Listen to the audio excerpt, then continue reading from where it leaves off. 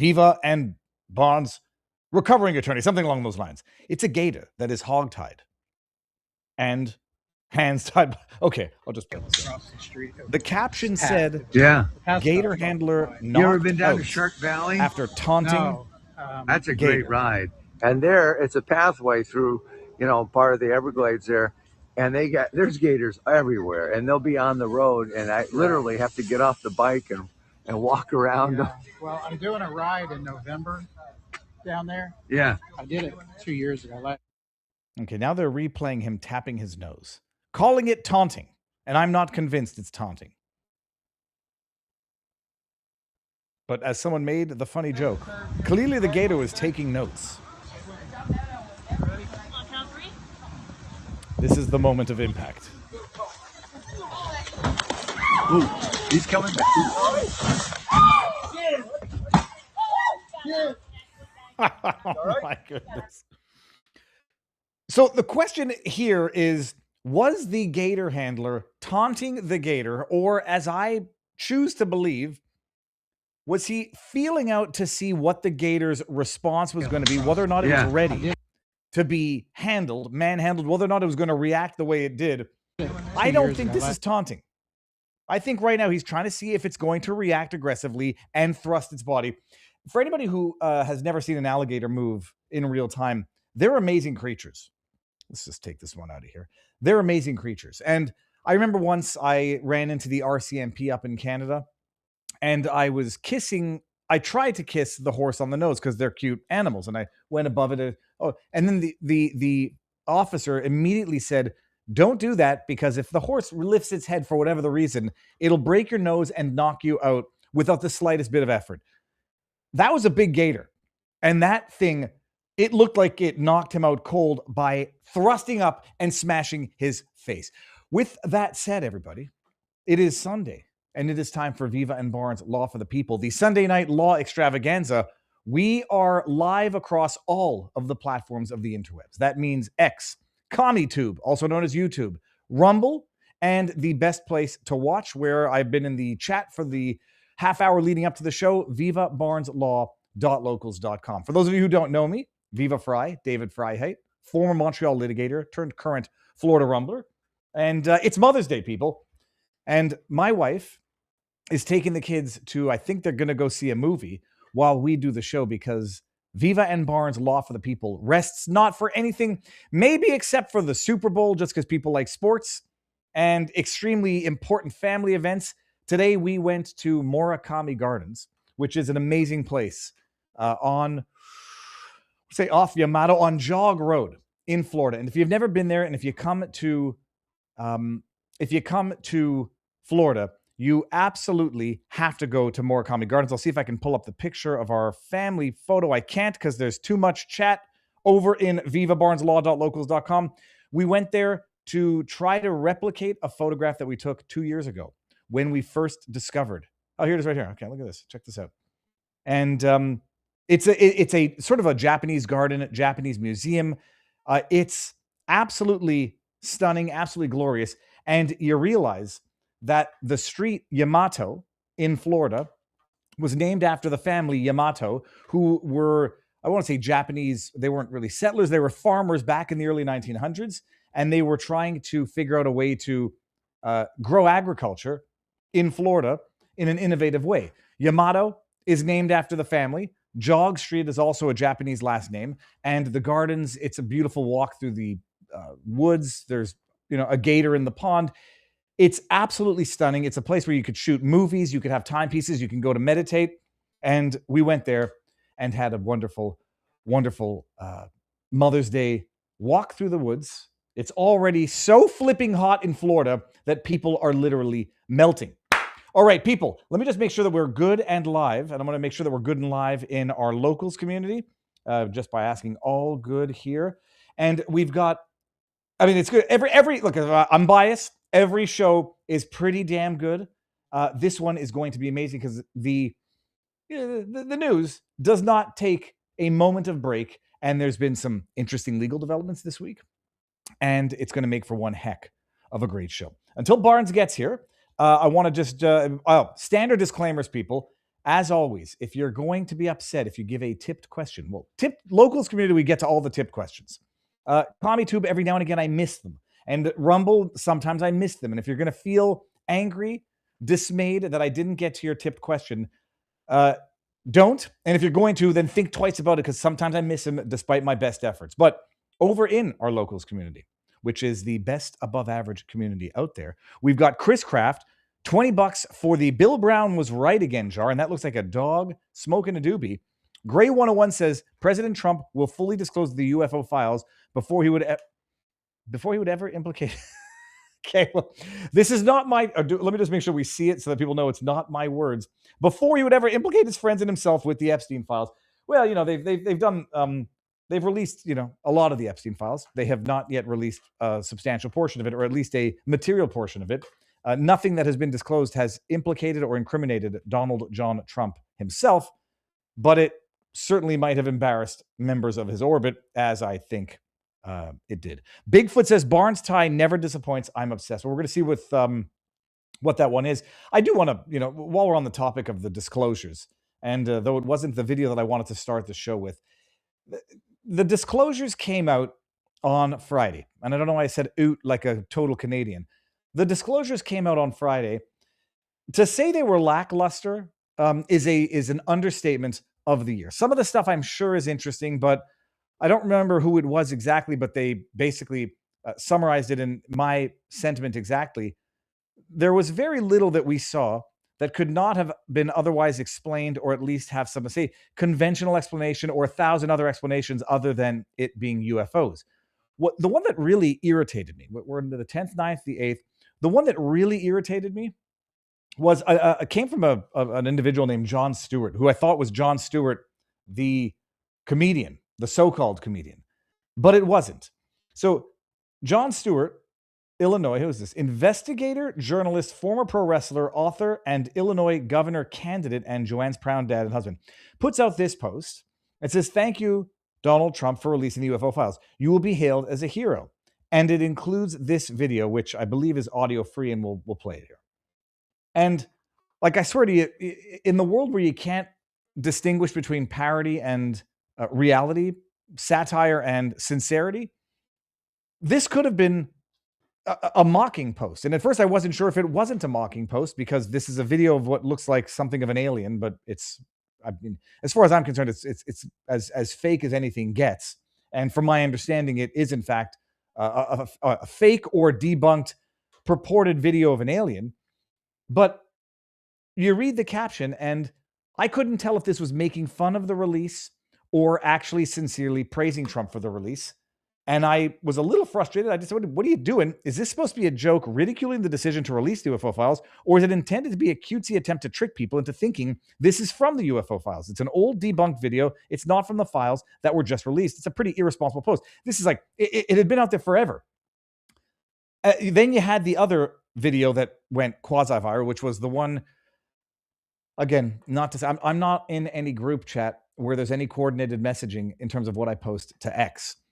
But there was the one of, it looked like, something of an iron cross floating in the sky. And then there was some smoke coming off of it. And people were saying, this looks like angels from the Bible. And we're, reverting back to a spiritual Christian nation, which I dare say would, be for the betterment of society as a whole. And then you read posts on the internet, and I don't know if they're accurate, debunking that particular video, saying this is either a parachute or a flare. And what looks like a cross angel from the Bible is actually just some sort of refractor or refraction glare through the camera. They released the UFO files. People hailed it as the most smashing release ever.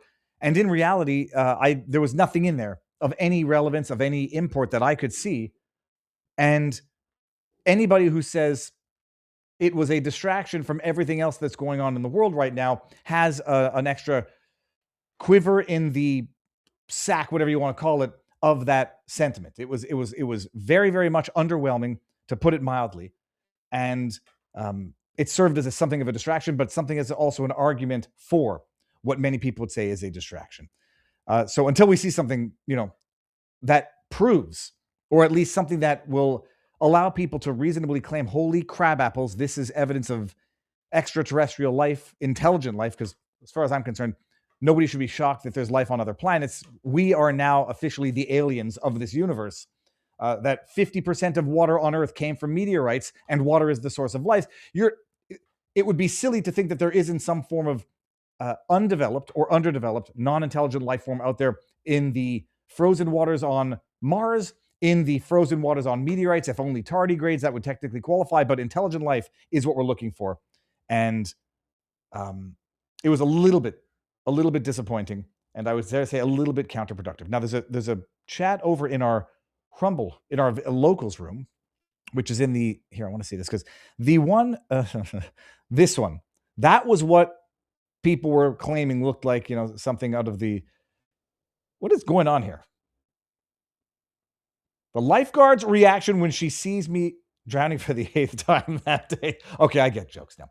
Although I didn't bring it up, so you don't know what joke I'm looking at. So that's it. Let me see where Barnes is at, and we're going to get this show going, because I don't want to start on stuff until Barnes is here. I put out a video. Let me guess we could touch on one Canadian thing. Nope, Barnes is in the house. I touched on, I'm going to share the link because I'm convinced that there's chicanery afoot.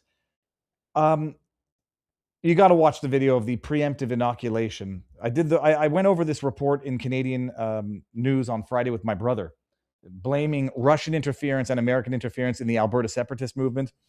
Preemptive inoculation. If you've never heard the word, go check it out. Robert, sir, how goes the battle? Good. I think you might have to turn your camera a little bit. I don't want to risk anything because I can see a little bit of your computer on the bottom. Oh, yeah, no problem. Okay. And then, here's the link, people. Go share this one around and put it on blast, because what's truly astonishing is you have, government media up in Canada, state-funded government media relying on state-funded government expert reports, blaming Russia and America for interference in the Alberta separatist movement. And if you don't know what the Alberta separatist movement is, I put out a nice video yesterday, recorded it while my wife was watching The Devil Wears Prada 1. And it gives you the bit of the history and the understanding of the separation movement, equalization payments, and everything else. Robert, sir, someone was saying they're waiting for your tie, and your tie looks magnificent because it matches the handkerchief in your chest pocket. How goes the battle? Good. Yeah, I even got some, it was a gift, Lady Justice cufflinks. So that's cool. So the, good as it goes. We have, take a look at, it's on the vivabarneslaw.locals.com board. We got some mock-ups for the 1776 Law Center Conference. They have you as like a French pirate turned American patriot. Let me bring it up. I made the joke that my drawing was to size. Robert, if you can, turn up, I don't want to risk anything. Turn up your gain a little bit. I know you were tinkering with it so that it would be, and then we're going to hear, I'll bring up, that'll be better. It'll be good enough. Let's hear, hold on one second. Let me bring this up here. I saw this earlier today. So 1776 Law Center, Robert, who designed this? Because it's kind of amazing. My little sister and a friend of hers.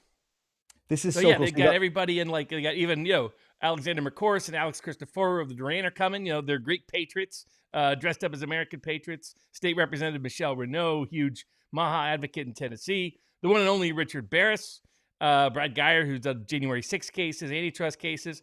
And then, I thought yours came out almost the best. You look like a French patriot, pirate turned American revolutionary. I love it. Chase Hughes and Scott Rouse and Greg Hartley and a bunch of other folks.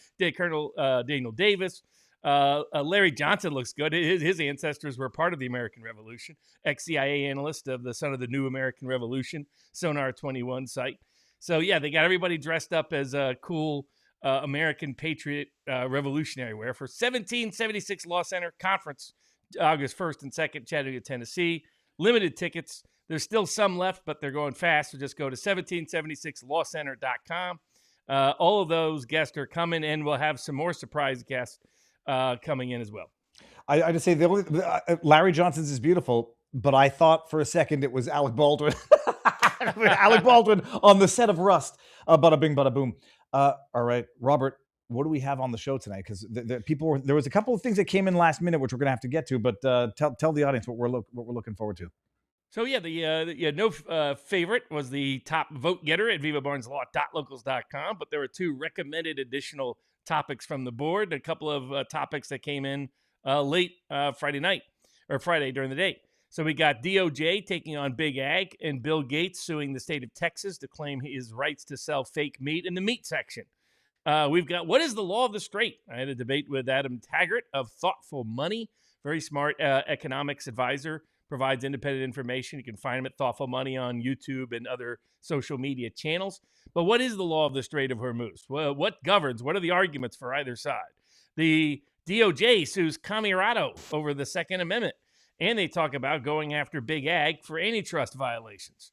We've got Virginia redistricting, big win. There were some people like, oh, you predicted there was no chance. I guess they didn't watch our show. You got to watch the Sunday show to know. Said there was a 50-50 chance. Some people were out on some prediction markets, Polymarket. The odds, they said, were only 5%. So some people made 10x rate of their money just by listening to the Sunday show. So we got Trump's tariffs.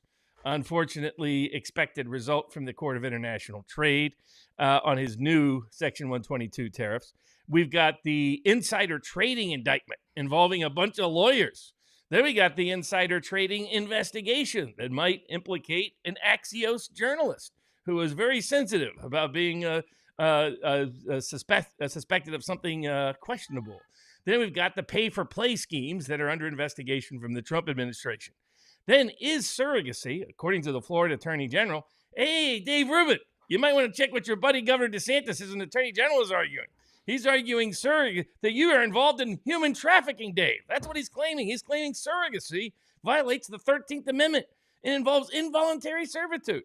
What is the law? This goes back to a case from the 1980s, the Baby M case that a few people may remember, but probably most have long forgot. The EU says, Italy, if you get some refugees, in quotes, stuck in your country, you have to give them domestic welfare. Welcome to life according to the European Union. DEI in Minnesota. Turns out their openly racially discriminatory policies in the Minnesota school contract is probably going to be invalidated thanks to a good suit brought by the Civil Rights Division, Harmie Dillon, the Department of Justice, who also brought the good Second Amendment suit against Camirado. China spies. Remember that controversy about those Chinese police stations? Were they police stations? Were they spies? What were they? Well, a couple of them are going to trial this week in New York. We'll examine what's going to may proceed in that case. A Democrat, longtime state legislator, raided in Virginia. What is that all about? Has some sort of cannabis connection. An LA cop gets off for shooting a little girl in a department store. Welcome to qualified immunity. Marilyn Monroe's house has now been designated so historic, they're going to completely strip all the value of it. And a judge I'm very well familiar with is going to let the city of LA get away with it. The couple questions from the board were about that auto shutoff that Congressman Thomas Massey has long been fighting and is going to go into force in 2027. They can turn your car off without you even knowing while you're driving. It's Vault 7 stuff in real time. Robert, by the chat saying you're still a little bit low. If you can tweak it just a touch. And as you do that, because I'm going to bring up something that we're going to watch as we head into the first topic of the day, which is, Robert, crazy people abound. I don't know if you saw this. This is in Virginia. This was after the Virginia Supreme Court in a 4-3 decision declared that the referendum that they had on the redistricting was in fact violative of the state constitution. I'll just play. It's glorious. I mean, this is what they call main character syndrome, I think. Shame! Shame on every single Supreme Court justice who voted to take away our rights as a people to express. For a second, by the way, I thought the bus was going to hit her. I thought it was going to be one of those punchlines. She goes on for a few minutes. I don't think we really need to listen to this nutmeg.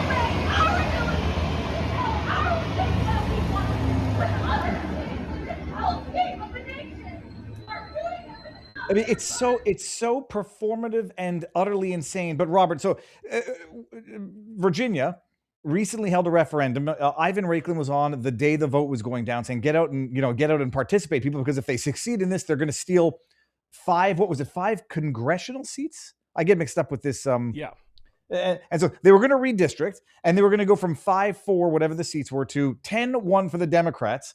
And Ivan said, get out there and vote, although it looks like it's a fait accompli, and we'll see what happens legally afterwards. They vote on it. It succeeds by, I don't know, 100 and some odd thousand. There were, it was close. I don't know if it was exactly like 51-49 type close. Then the courts immediately come in and say, we had put all of this on pause pending the results of the referendum, because if the referendum voted not to approve this procedural change, there would have been nothing to adjudicate and it would have become moot. Because they voted to ratify the, redistricting, then it was a live issue. And then the court said, no, it didn't respect the specific rules of the state constitution, which said, I'm trying to understand. I mean, I understand the wording of it. It's just like how it actually plays out. The state constitution required 2 votes separated by a general election. So 2 legislative assembly votes separated by a general election.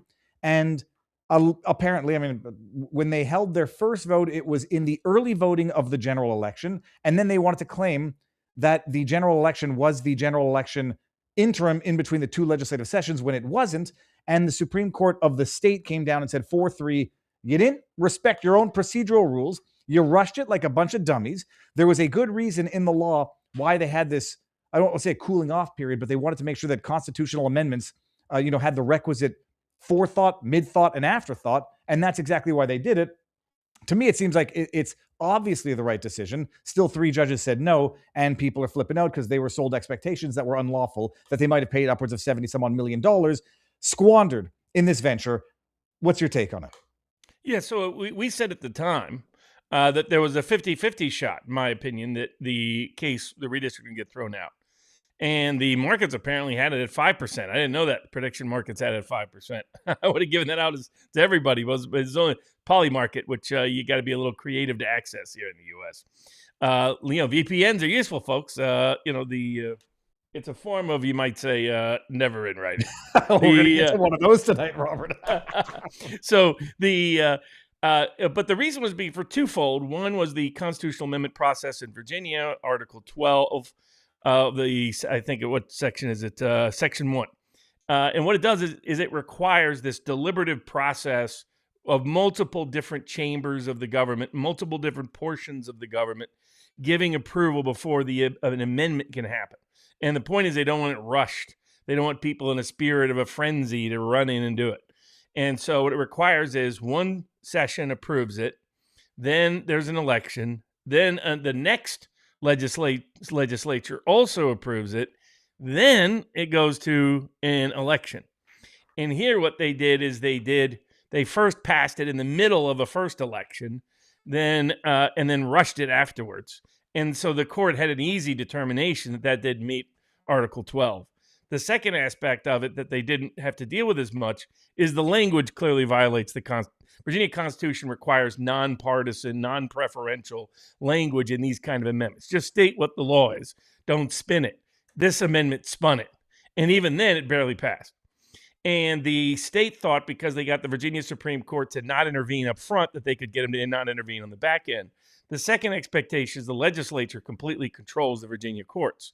So, for example, they do not have tenure for life like they do in the federal court system. They do not have set tenures to a certain degree. They have mandatory retirement ages. And so the fear was that the Virginia Supreme Court would panic and would give in and capitulate to political pressure. And but to their credit, they didn't. They just laid out, look, this is how the process is supposed to go. Everybody knows it's supposed to be this process. We waited because the state demanded we wait for the election. So we waited for the election. But that doesn't mean we're now going to, concede anything to the state. You don't get to say, wait until the election and then turn around and say, now it's too late after the election. They're used to doing that, the government, in a lot of these cases. So I say election cases are not ripe in the spring. They're moot by summer, and there's latches by fall. They're somehow never seasonal. But the credit to the Virginia Supreme Court, I thought it was a 50-50 chance because the law was really that clear. And to their credit, they followed the law. A majority did.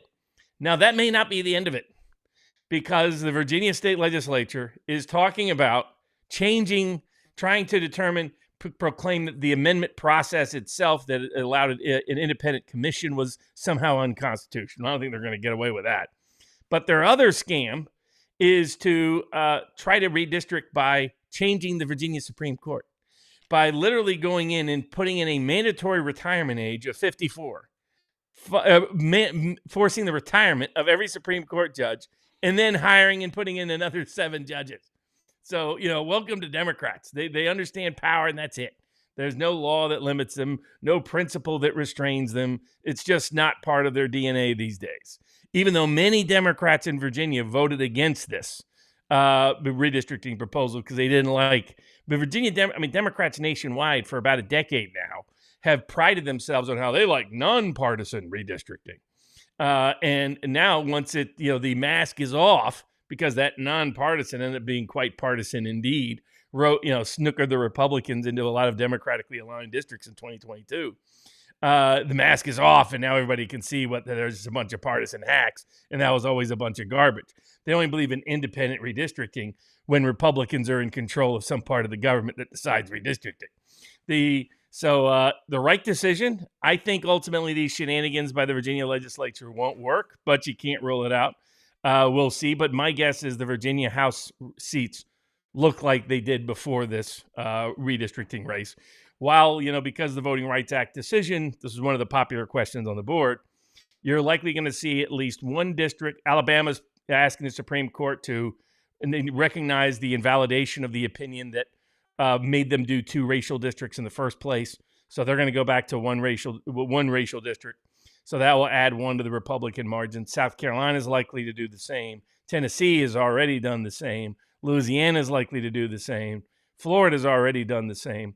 So the net effect of the redistricting wars, as they were colloquially called, will probably be Republicans by most independent third-party metrics gaining about 10 seats net from where they started out.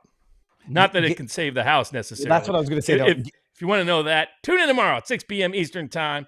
What are the odds? With Richard Barris, People's Pundit, daily on Locals, Rumble, and YouTube. He's also surveying the Thomas Massie House primary, which is up a week from Tuesday. So we're going to discuss the Senate.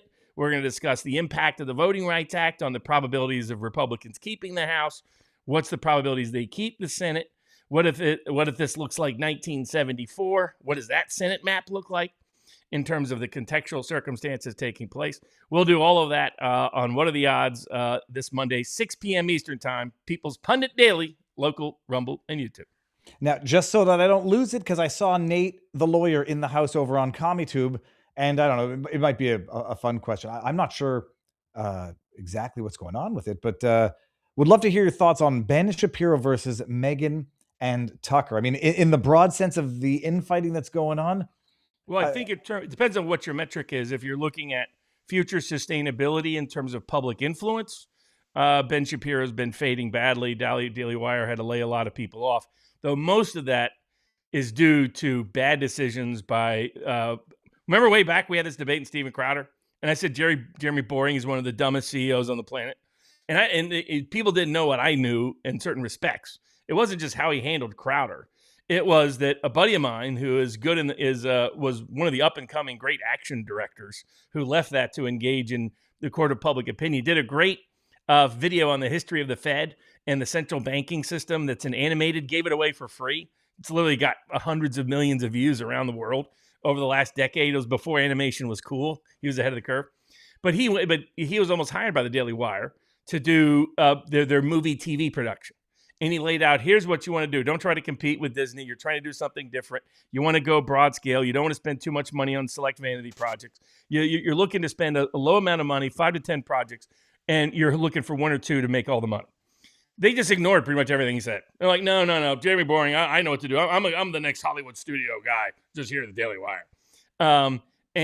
What happened is he was in total disaster, finally got shit canned about a year ago. But the Daily Wire financial ramifications have just been hitting him. Then Jordan Peterson, who was one of their big cash cows, unfortunately has a lot of health issues at the moment. So that took out that side of their equation. Yeah. Candace Owens, they lost for a range of reasons that are rather apparent. Steven Crowder, that they got into an unnecessary, in my view, PR war with. And so when you aggregate all those things, they were already diminishing and in deep economic trouble because they gambled way too much on these TV shows and films. And then you got Benji Shapiro deciding to wage war on Tucker Carlson, on Megyn Kelly, on Alex Jones, on anybody who's war skeptical about the Iran war or says the Epstein files matter and handling it has been a mishandling by the administration. And what's happening is that wing, that neocon, there were a lot of people who watched Shapiro who didn't fully appreciate, who saw him as the guy who owns the libs on cultural issues. They didn't know he's a huge Israel first guy. He has said publicly he is for American conservatism as long as it is going to defend Israel. And people can look this up online. I'm not making something up here. He's not bashful about this fact. As Israel first has become a political pariah as an issue in the United States, his influence was going to shrink. And then you got other factors going on at the same time. You got whatever YouTube is doing. YouTube is clearly promoting AI slop, and then the name of taking down AI slop is taking down a whole bunch of independent channels. 35 million subscribers of different independent content creator wiped out. They had no AI at all. So it looks like classic YouTube. In order to deal with AI slop, how do they do with it? They with used AI slop. They used AI slop, and so they produced even more AI slop. What's amazing is I had on the lawyer. His name is Dave the lawyer. We got Nate the lawyer and Dave the lawyer up in Florida, who got his channel demonetized just like that after years. And I could maybe understand the argument where they say if you're posting clips and there's clips of even public domain stuff. I don't know. I mean that they admitted you into the partnership program and then unilaterally and capriciously destroy whatever income you had derived from that. When is somebody going to sue for? If unjust enrichment, I think is the best argument that I don't think has ever been tried yet. I mean, deceptive business practices. Those waivers. That's those crazy YouTube contract. Got to go to arbitration. Waive this. Waive that. That's in fact. We'll get into the Tiger Woods context. I mean, when you somehow wake up and you waived your Fourth and Fifth Amendment rights without knowing it, just because some cop pulls you over on the side of the road. But it's a similar kind of dynamic. That's the hurdle with suing YouTube. I mean, I tried to bring that suit years ago, and we established the basis by which Trump brought the suit. I was co-counsel in the case for Trump against Google and YouTube, and they settled that. But that was they settled it after Trump got elected president. So I'm not, I think they would have had no problem going forward because otherwise they've won all those, unfortunately. We've got to really look at changing the law. And it starts with the federal law. And I know people like Hawley are considering it, Section 230 and the like. But, until then. Oh, which reminds me, something in the chat reminded me, Happy Mother's Day to all the mamas out there. Mamas and grandmamas and other mamas. I was going to make to all of you. I was going to make a joke, but I don't want to politicize Mother's Day. But there's so many good jokes. Happy birthday. I was going to create a Justin Trudeau parody account and say, attribute to him a statement. Happy Mother's Day, especially to all those mothers born with penises. We know how difficult this day is for you, but that's not my genre of commentary or critique or MO, but I'm sure someone already made the joke. Robert, just because I like fact checking you in real time. Let me bring up this may or may not be the specific statement, but it's certainly going to be good enough. What has been widely cited and criticized is a 2022 statement he made in a Q&A in Israel about his personal loyalty to the United States. When asked about the possibility of fleeing the U.S. as a Jew, he replied, "The existence of the state of Israel is the single greatest guarantor of my loyalty to the United States, frankly. Because Israel exists, that means the United States is going to be a more welcoming place for me because Israel's there as backstop in case anything should go wrong." And that might not be as bad as or that might not be the perfectly relevant one. It is He's curious. Openly, and he believes it's critical, essential, and it's one of the main. It's the number one. If the Democratic Party became the protector of Israel and the Republican Party said we should cut off all Israel aid, Ben Shapiro would become a Democrat. Yeah, well, it is the. It's not even that the Democrat Party has abandoned Jews. I mean, they just abandon every token minority that they ever exploit to rise to power and then throw them under the bus, like they've done with the gays, like they've done with the lesbians, and like they've done with minorities, blacks, Latinos. Once they've used them and exploited, and once they've assured that they've gotten enough of their, mindless following, Jewish community included, they then throw them under the bus, and it takes like an election or two before the demographic shifts a little bit to the material sense. Yes, trying to think of the best transition from there, but I don't know if there is other than. Oh no, I got one. It was hold on, I have it in the backdrop here. It was. I screwed it up. Forget it. Well, okay. One. Speaking of AI slop. Okay, that's good enough. Speaking of AI slop, it was requested to be added at a late stage, Robert. I hadn't heard about any concrete action taken by The Onion to copy, claim, or strike content that was Alex Jones content that they might now argue that they have copyright protection or copyright ownership of, despite the fact that Alex Jones deliberately put everything that InfoWars did in the public domain and abandoned any and all copyright that he could claim to it. I saw a couple of posts, and I think I was tagged in one.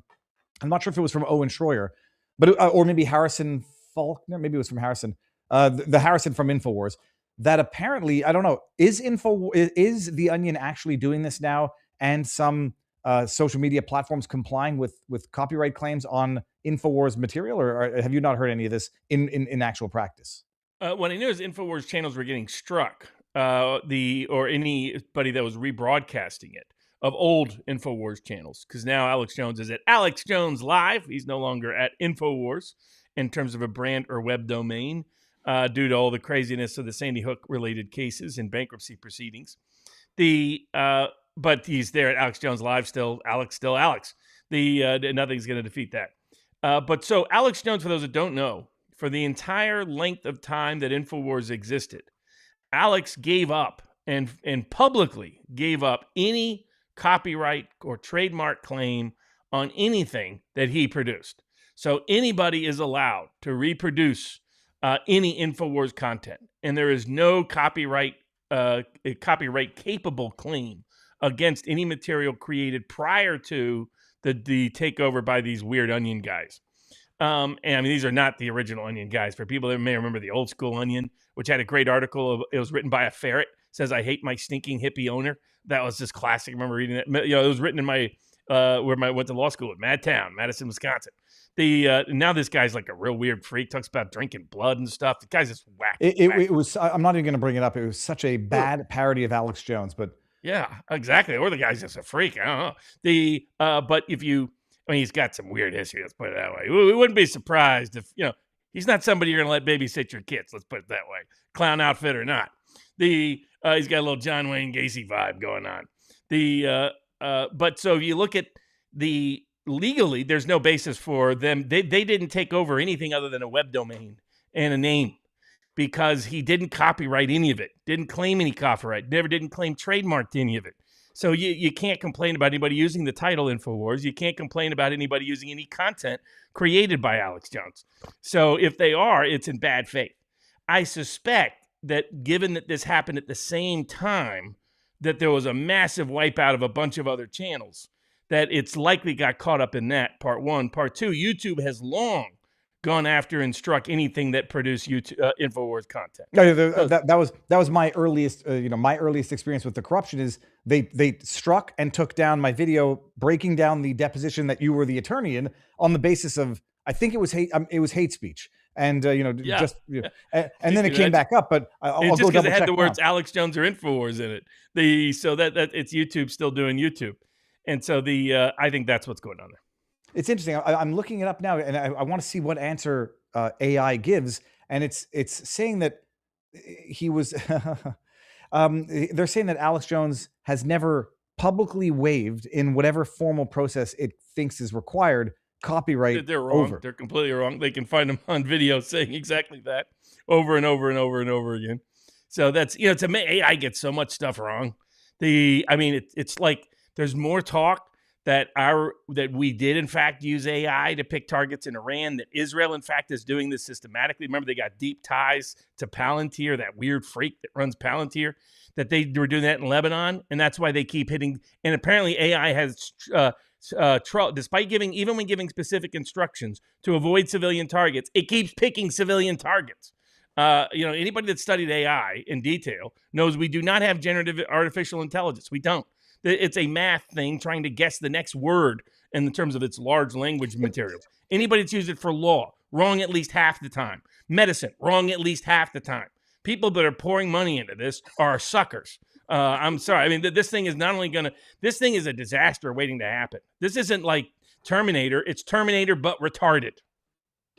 Just by way of example, so last week, Manny, speaking of retarded dog, I dropped a grape on the ground by accident. The dog is a pig and just gobbles it up. Then one of my kids says, grapes are toxic for dogs. Like, what are you talking? I've had dogs my entire life, never heard this.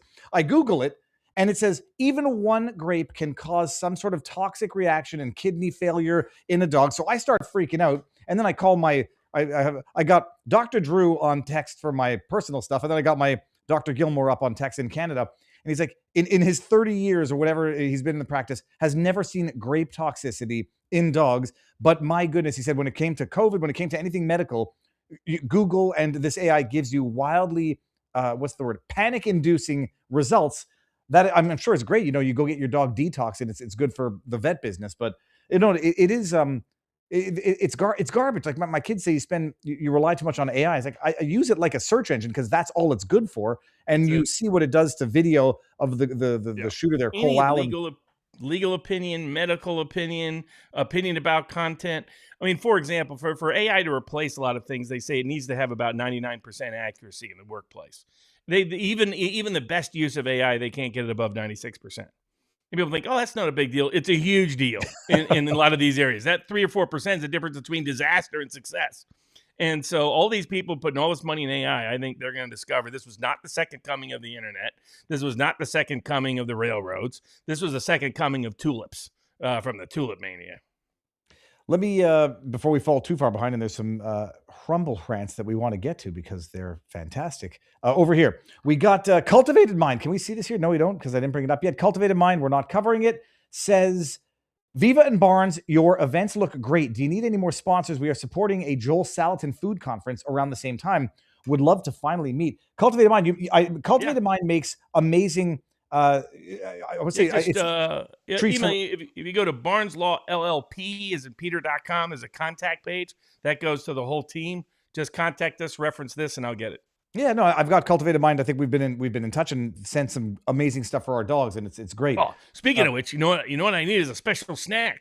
We're gonna have. By the way, we're gonna have a White House chef, longtime White House chef, coming down and doing the dinner and the meals for 1776 Law Center. He's been, he was back from the Bushes and Clintons, all that. But you talk about one of the top chefs in the world coming down to volunteer services. But we're gonna have some Little Debbie's and some Amish special Amos Miller food items there. But we got to have some biltong. We got to have some biltong snacks during the day. It's a packed day. It's like 10 hours one day, 6 hours the next day. 15 hours of great content, high end content. So what you need for that to keep your mind going, boom, you need a little biltong. And we're gonna get the ghost pepper or the not the wagyu. The piri piri is nice. We're gonna get the ghost wagyu that is super spicy. That'll wake you up from the dead. Coffee Crew Mocha says, those that give their opinion to influencers have no genuine thought within themselves. As I watch all of these influencers speak, I wonder if they are just listening to the ghost on their shoulder. And King of Biltong in the house says, apologies, Viva. We're driving today. You will have to be creative. Go to biltongusa.com for awesome biltong. Use code BARNES for 10% off. I'm going to show everybody what biltong looks like. It's flipping amazing. King of Biltong, Anton, is amazing stuff. And thank you, as always, for the support. Let me bring this one back out, and let me just go to my email that has all of our lists because we want to get to. There were a couple that. Speaking of things that are straight, some people think that the law governing the Strait of Hormuz, let's just say their opinion is kind of gay at times. But it was debating with Adam Taggart, great guy, very nice guy. There were people who thought he was like being sponsored by the Israelis or something. That's not it. Taggart's a very independent-minded economic advisor, analyst. You can go to his YouTube channel, Thoughtful Money. Really good, creative, wide range of voices that he interviews. But his perspective was one that's just very common in the West, because unfortunately, when it comes to any kind of war, both sides get propagandized like insanely. Mm-hmm. Though I got to say, Iran's winning the propaganda war. I mean, that explosive media, who, by the way, used to be Iran critics. They dislike the regime, but they don't like getting bombed even more. So they make all these like Lego versions. They even made a Lego version of Larry Johnson. Somebody should make Lego versions of us. That'd be cool. Some Lego versions of Viva and Barnes. The question is, what is the law of the strait? What law governs it? What law might govern it? The argument is that people are under the impression it's international waters, and therefore certain things can and cannot be done in international waters. And my understanding, it's not by any means, or at least given the narrowness of the strait. I forget what it is. The proximity that is owned by a country within their shorelines. I'm going to forget. Is it 3 to 5 miles, 3 miles, 5 miles, where a country has even that can be disputed, because you've got these. Unless there's a specific treaty in place that both parties that are to a conflict have signed, then you basically have legal principles that you can argue apply, but their degree of binding impact is in doubt, because it's like, who's going to enforce it? So, I will say this at the outset. it hurts the American cause to be arguing anything about international law concerning navigation, concerning what everybody told us just 3 months ago about Venezuela. Remember? International law doesn't matter. It's for losers, Barnes. It's for wusses. Stephen Miller, might is right. That's what matters. Who's got the most power? Now, all of a sudden, 3 months later, they're like, we didn't really mean that. No, we actually meant legal principles apply. We meant the law of nations. Oops, sorry. So that's problem number one. You can't breach the same legal principles in Venezuela, Cuba, and Russia, and now in Iran, seizing Russian ships. Trump himself, I mean, God bless him, he's still blunt. He's like, I guess what we're doing is piracy. Yeah, it's like pirates. This is kind of fun. Yeah, it's also kind of illegal. But so putting that part aside, that the U.S. is not in the most morally good posture, principled posture to argue that they are the neutral arbiters and protectors of international law, or the law of nations, as it's called in our Constitution. As to Iran, what has Iran signed? Well, Iran did not sign the United Nations Convention on the Law of the Seas. That provides for what's called transit passage, which means if you are transiting through for commercial reasons, you can even use another country's territorial waters for that purpose. They never signed that. The United States hasn't signed it. So neither one of us are signatories in this conflict between Iran and the U.S. as to control and access of the Straits of Hormuz. So then that takes us to, well, is this even international waters, such that you could argue more broadly from international principles of the law of navigation over the last several centuries? I would highlight this has only really been the last couple of centuries, because before then, everybody fought and laid claim to access. And this was one of the number one things fought for literally centuries between different warring tribes and civilizations, was controlling trade routes. That's one of the oldest things in the Brits. The reason why the Brits were all over the place and helped create all those Gulf states, including their literal physical borders, was because they loved controlling traffic through the Straits of Hormuz and the Red Sea and the Gulf of Oman and the Indian Ocean. So that's where that history comes from. But putting all that aside, so the Straits of Hormuz is territorial waters, not international waters. God bless Mike Waltz and and Rubio and the rest for pretending it's international waters. What's even worse for them is that, okay, if that's international waters and you can't interrupt traffic, what are we doing in Venezuela? What are we doing in Cuba? What are we doing blockading it all? So, but there's that problem, putting aside that problem. So that is territorial waters. And if you don't recognize transit passage, which a country that is not a signatory to the United Nations Law of the Seas does not have to recognize, the more general principle that predates that over the last century is innocent passage, which means a country can use another country's territorial waters for the purposes of commercial traffic, as long as they do not endanger the security of that nation. And the position Iran has taken is that anybody that is transporting merchandise, also here what's important is what matters is the merchandise, not the crew, not the flag that the ship is under. See, ships are flagged under all kinds of crazy flags because of a whole bunch of tax reasons and regulatory reasons. Most of them have no connection to the country they're flagged under. That's an old game. The really smart ones know how to just we're in trouble, raise a different flag. Hey, let's hey, George, get on there and register us in that country real quick. That kind of thing. If you know anything about shipping, it's a very unique world. Let's put it that way. So they're not always the most strict, but they're like the American revolutionary smugglers that founded the Sons of Liberty. Before they were Sons of Liberty, they were sons of smugglers. That was their specialty. So that's why they objected to certain tax impositions interfering with their smuggling trade. Still great Americans. I got some family ancestors there in the Sons of Liberty. But so if you look at that aspect of innocent passage, Iran says the merchandise is what matters, not the crew, not the nationality of the crew, not the nationality of the flag of the ship.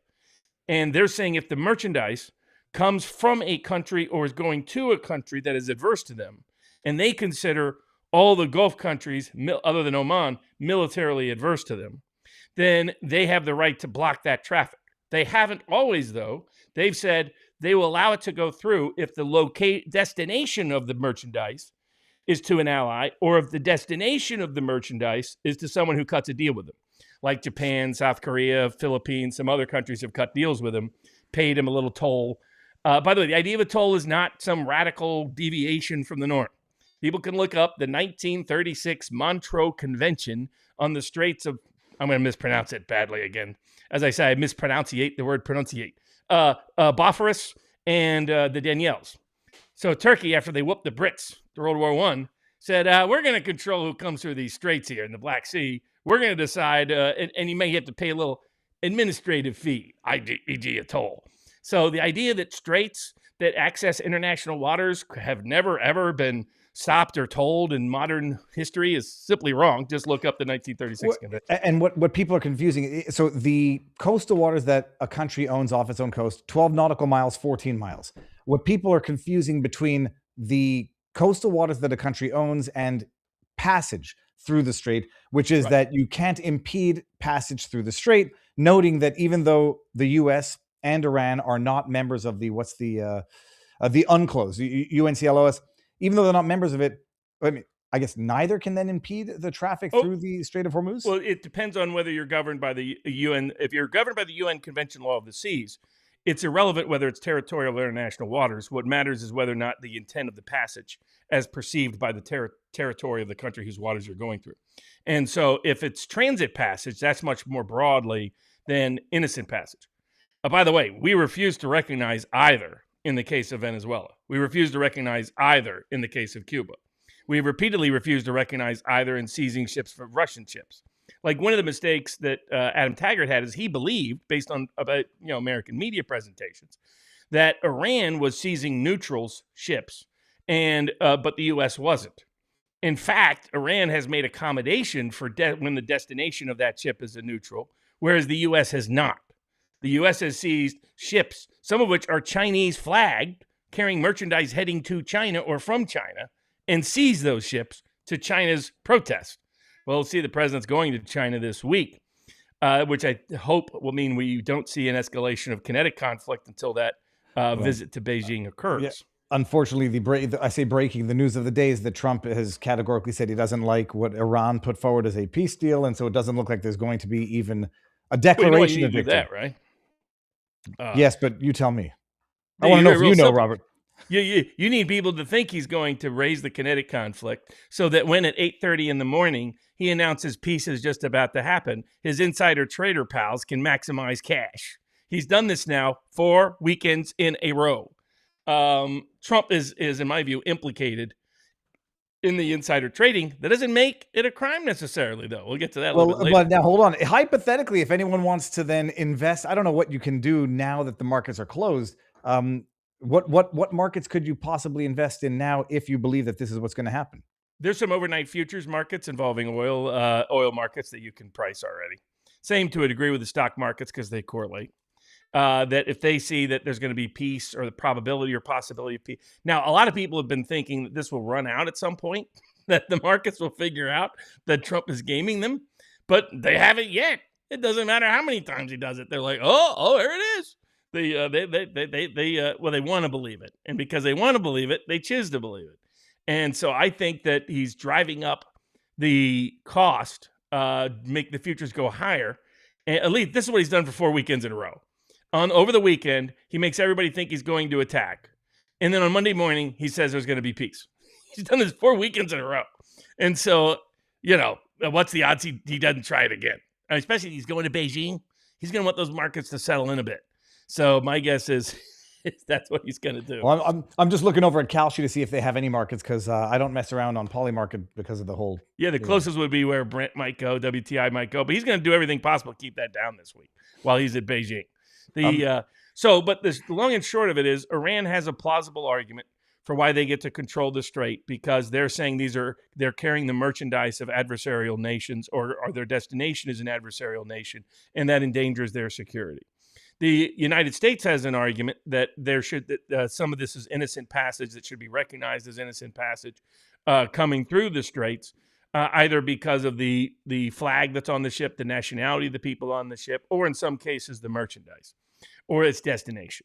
So both have a claim. I think if it went to some independent court following traditions of international law, I think Iran would probably have a leg up, primarily because the U.S. keeps breaching doesn't honor or respect these standards anywhere in the last 6 months. They have completely ignored them and thrown them out. So, I argued at the time that doing this was a bad idea because it was going to encourage other people to do it. It was going to encourage Russia to do it and China to do it. I didn't fully anticipate that Iran would do it. Though I did say all the way back, Iran would close the Straits of Hormuz. You can go back to the summer of last year where you and I did the channel with the Duran and said this was going to happen. Remember everybody that attacked us? You guys are idiots. You know what you're talking about. You're not going to close the Straits of Hormuz.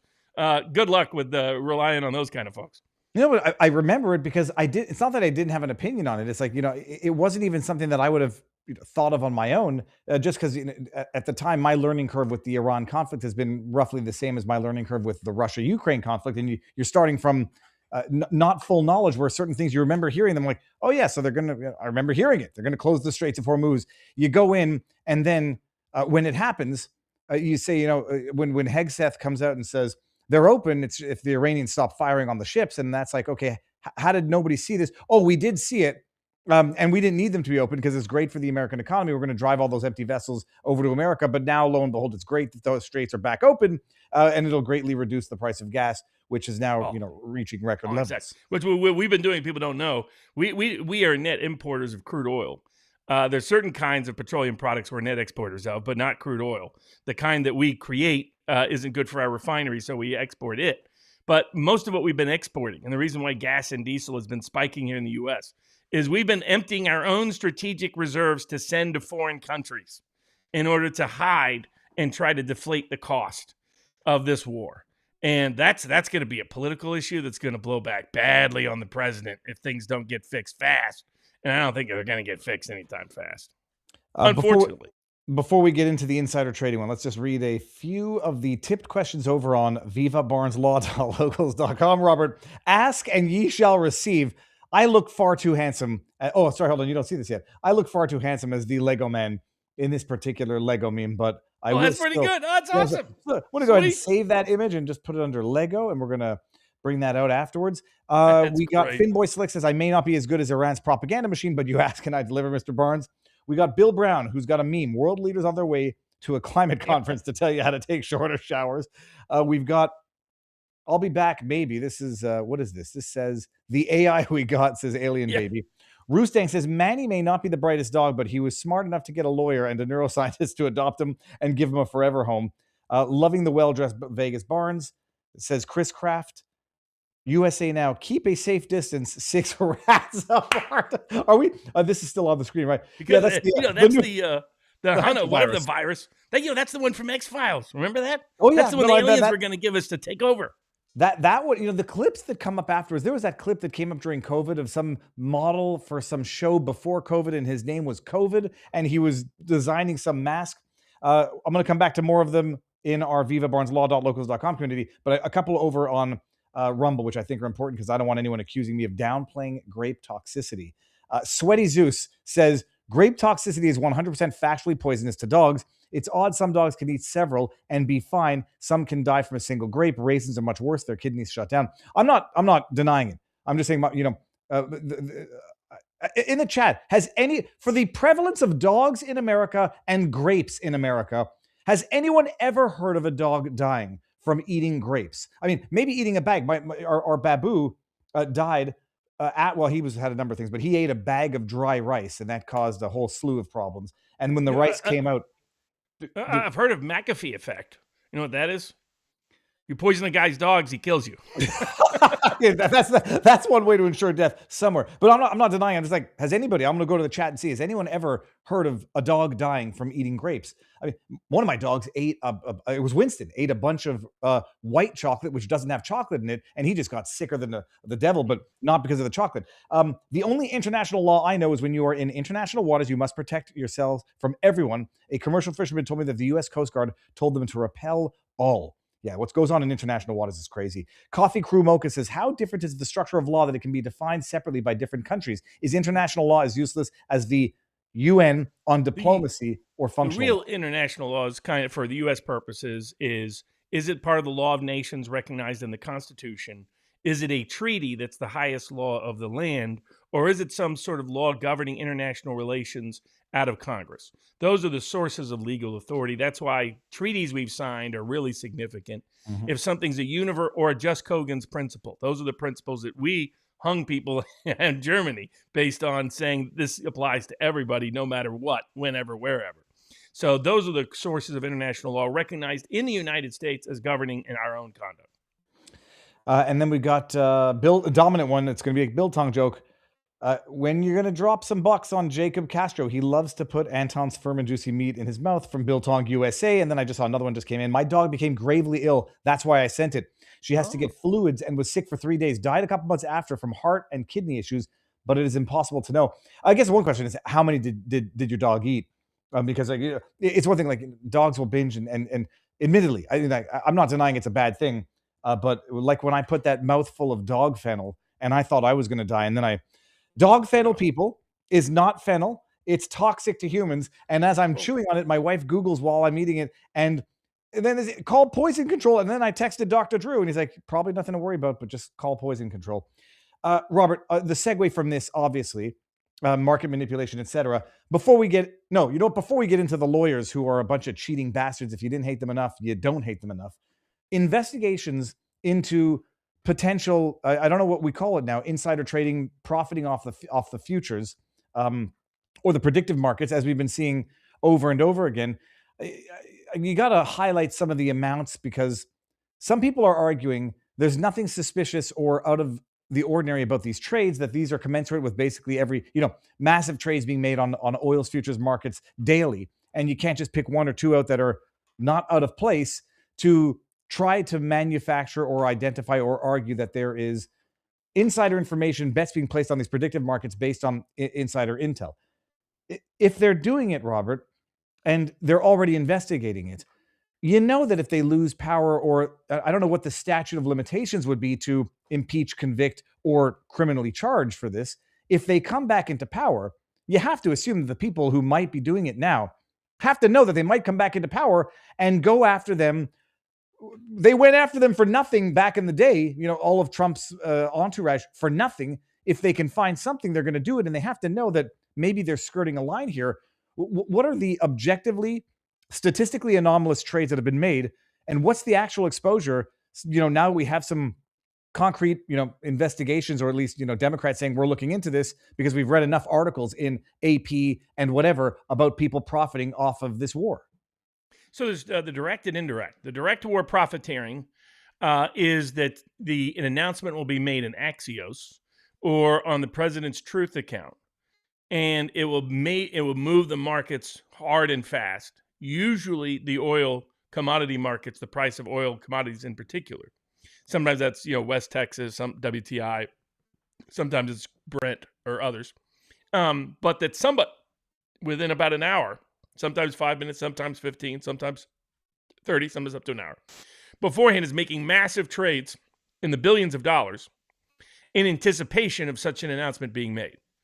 So, the official story, at least $2.6 billion in the last 2 months during this war, in which somebody has traded in advance.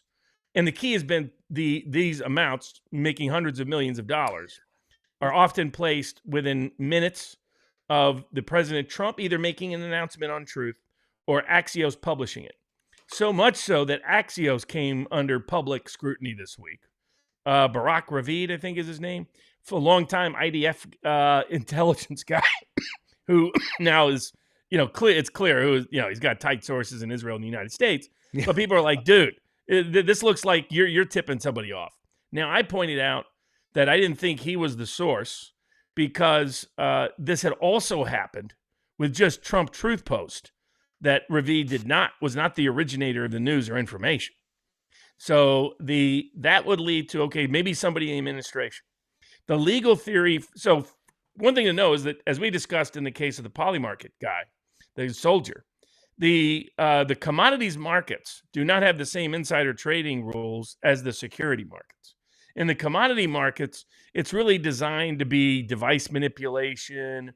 You're running the company that puts out false information, so forth. It's not clear that it legally applies to this set of circumstances. So their theory to try to make it a crime was to use the confidentiality or classification agreements of the soldier or the federal employee. So that would diminish the risk that a federal employee is the source of the information. Or the source of the trades, whether tipping or trading. Because as we'll get into the insider indictment, one way these things work is you have cutouts, you have the tipster, and you have the trader. they're two different people. They're often not the same. Well, what blows my mind when we get to the lawyers one is how people are so stupid that they can't think of like the wink, wink, nudge, nudge, as opposed to delete this text afterwards. But actually, I want to highlight always in writing, never in cash. Sorry, never in writing, always in cash. The question here is going to be the DOJ is probing it, and so some people are going to some people are going to say, okay, anybody who believes that the prosecution might be the cover up yet again, they're going to find some low level people to throw under the bus if they're going to, but they're not always going to have control over the DOJ, Robert. And so if anybody is up to shenanigans, even if they throw somebody, under the bus now, barring a swath of preemptive pardons, which people think are coming in any event, another DOJ might go over after different people who might have had knowledge here. But just let me read this for everybody so they can see this. Yeah. The DOJ, alongside Commodities Future Trading Commission, investigating a series of suspiciously timed oil market trades that occurred just before major announcements regarding the Iran conflict, according to a media report published Thursday. Federal officials are examining at least 4 trades, which traders collectively wagered more than $2.6 billion that the oil prices would fall shortly before they did, ABC News reported, citing sources. And here you go. Some people are just going to say that's not, I don't know what the aggregate market is trading oil futures in a day, but $2.6 billion is not that much, at least, relative to everything. But those are the amounts, those are the trades, and that's the DOJ looking into it. It won't always be Trump's DOJ. So, sorry, I cut you off. Yeah, but there's a high probability there's no crime here, especially if it's not being done by someone who's a federal employee. And here there's a quartet of people, 2 people that may be connected to what are the insider war profiteering, the more direct. There's also the indirect. There's people that are part of contracts, get investments in companies, and then suddenly, within a few months, those companies have sudden demand, maybe from the war for their product, or from something derivative of the war, about some energy component or something else. And the same set of names keep showing up in all these. So first we'll deal with the insider trading one. There are 2 people who are the likely source of Axios's reporting, who also would be on the inside of knowing when Trump is going to post something on Truth, who are the official envoys to prepare peace negotiation in Iran, but who are not federal employees.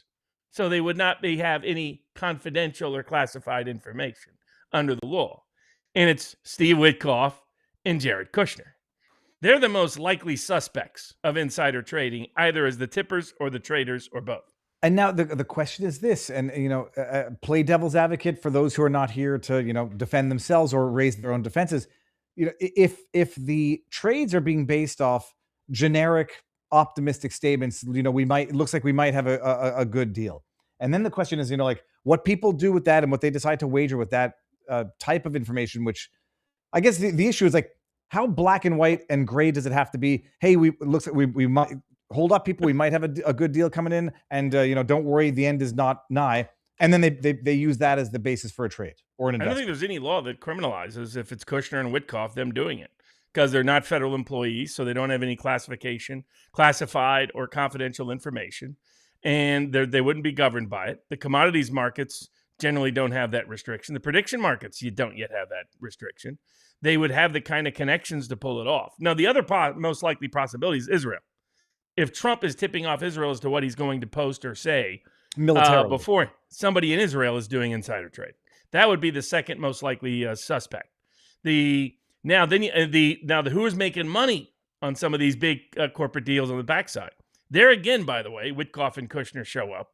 They've got deals with the Emiratis. They've got deals with the Saudis. They've got deals connected to the border peace. They got deals connected to Israel. But then hold on. Why the Saudis would be as likely a culprit as well? Assuming they have that inside information. But what I mean there is, it's like when the Saudis are going to buy something, and then they have an investment in something that shows up as them buying it, but they got that investment before the Saudis did it. Or say the Kazakhs in Kazakhstan.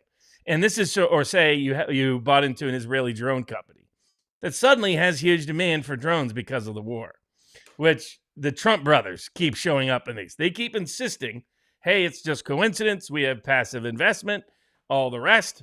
But it looks worse and worse and worse as time goes on.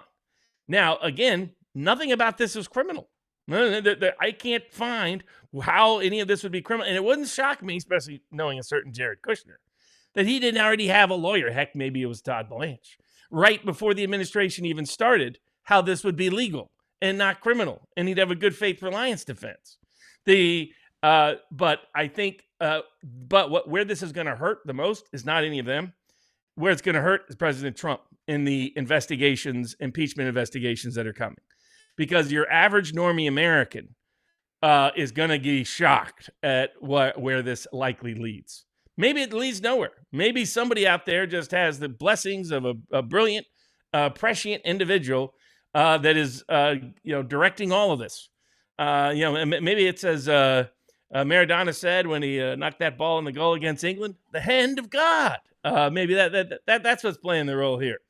But I suspect otherwise. And it's just, they're so aggressive about it. You would think after it got called out again and again and again, somebody would pull back.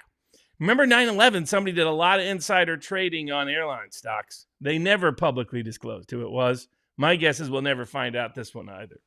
Well, and I want to bring it up because I do remember seeing a tweet from Cernovich about this. And even again, like, happy coincidence is one thing, lawful behavior another, but people's line in the center here, this was Trump officials read X closely is why many of us are grateful. Did I bring this up here?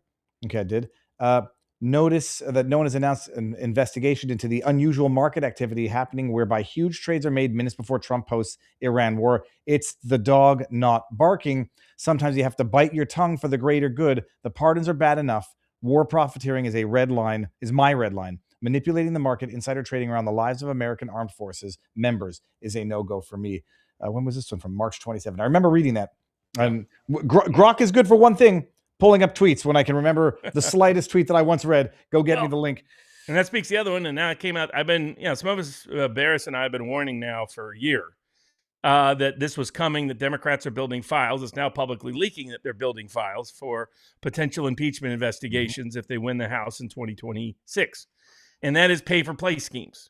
Pay-for-play schemes concerning pardons. Pay-for-play schemes concerning dismissals of civil fraud cases, criminal fraud cases, key tam cases. Pay-for-play schemes in the antitrust division, where you have felon, criminal, unregistered lobbyist Mike Davis making millions of dollars to help big corporate America get sweetheart deals in antitrust. They're investigating all of it because they have not kept a tight lid on this. I mean, it's systematic. Well, it's what Mike is talking about. Like he mentions, pardon, this is bad. Anybody that's observed Washington long enough can put one and one together as two. Well, but they make Hunter Biden look like a street level amateur by comparison in terms of corruption. The investigations, I do draw a distinction between what I wouldn't approve of ethically, morally, in terms of pay to play for pardons versus legally what would be illegal versus not of the a lot of that wouldn't be illegal. Well, that's the some of these people are so stupid though. Like Mike Davis, they don't register, then they don't do a correct disclosure. The company doesn't do a correct disclosure when it's a merger, and that's how that gets caught. The mergers are where you can get caught, as a whole bunch of lawyers figured out this week. So Mike Davis apparently was taking law classes from these guys that got indicted. Running a multi-lawyer, multi-year, decade-long scheme and scam to steal money from the markets based on their inside information at merger and acquisition parts of corporate law firms. And just before we even get there, I just want to put a bow in the investigations that, the impeachment and investigations. If they want, they're looking at pay to play for pardons. We talked about it during the Hunter Biden pardons, and barring there was no circumstance under it could be an impeachable offense if it's determined that you're actually selling the pardons, but it can't be a criminal offense, and there's no overview of a presidential pardon, even if you are. Probably, it's more an impeachment event. It's not clear that that's a crime since it's been going on now for at least 50 years. Well, I mean, if hypothetically there's a black and white paper that says I will pay you $1 million for the pardon, there would be no way to overturn that pardon. Probably not. There's an argument. It's because of how much discretion he's vested with, but there's an argument of certain kinds of bribery charges might apply. But then you run into presidential immunity statute principles. Oh, then you run into the three bags: the absolute, the absolute, the presumptive, and the none because it's personal. Okay, so what was the presidential immunity that came up this week that we were talking about? That it was the Jean Carroll. We'll get there in a bit. The what are the circumstances around these lawyers? I mean, I don't know which law firms they are, or at least I can't recognize them if they're reputable. But it's a scheme. Robert, do you remember Bre-X? I think it was diamonds. It was diamonds or gold mining. It was up in Canada. It was the biggest scandal ever because they were basically falsifying all of the survey results or the assays, about I'm fairly certain it was diamonds. And basically, I mean, everyone involved, there were lawyers, there were it was criminal to the core. And we happen to know someone who made a substantial amount of money off it, but was actually one of the innocent people who had no information and just didn't get greedy and sold and didn't get taken down with it. But lawyers are the scum of the earth. There's a reason why they have their reputation. The 95% give the other 5% a bad name.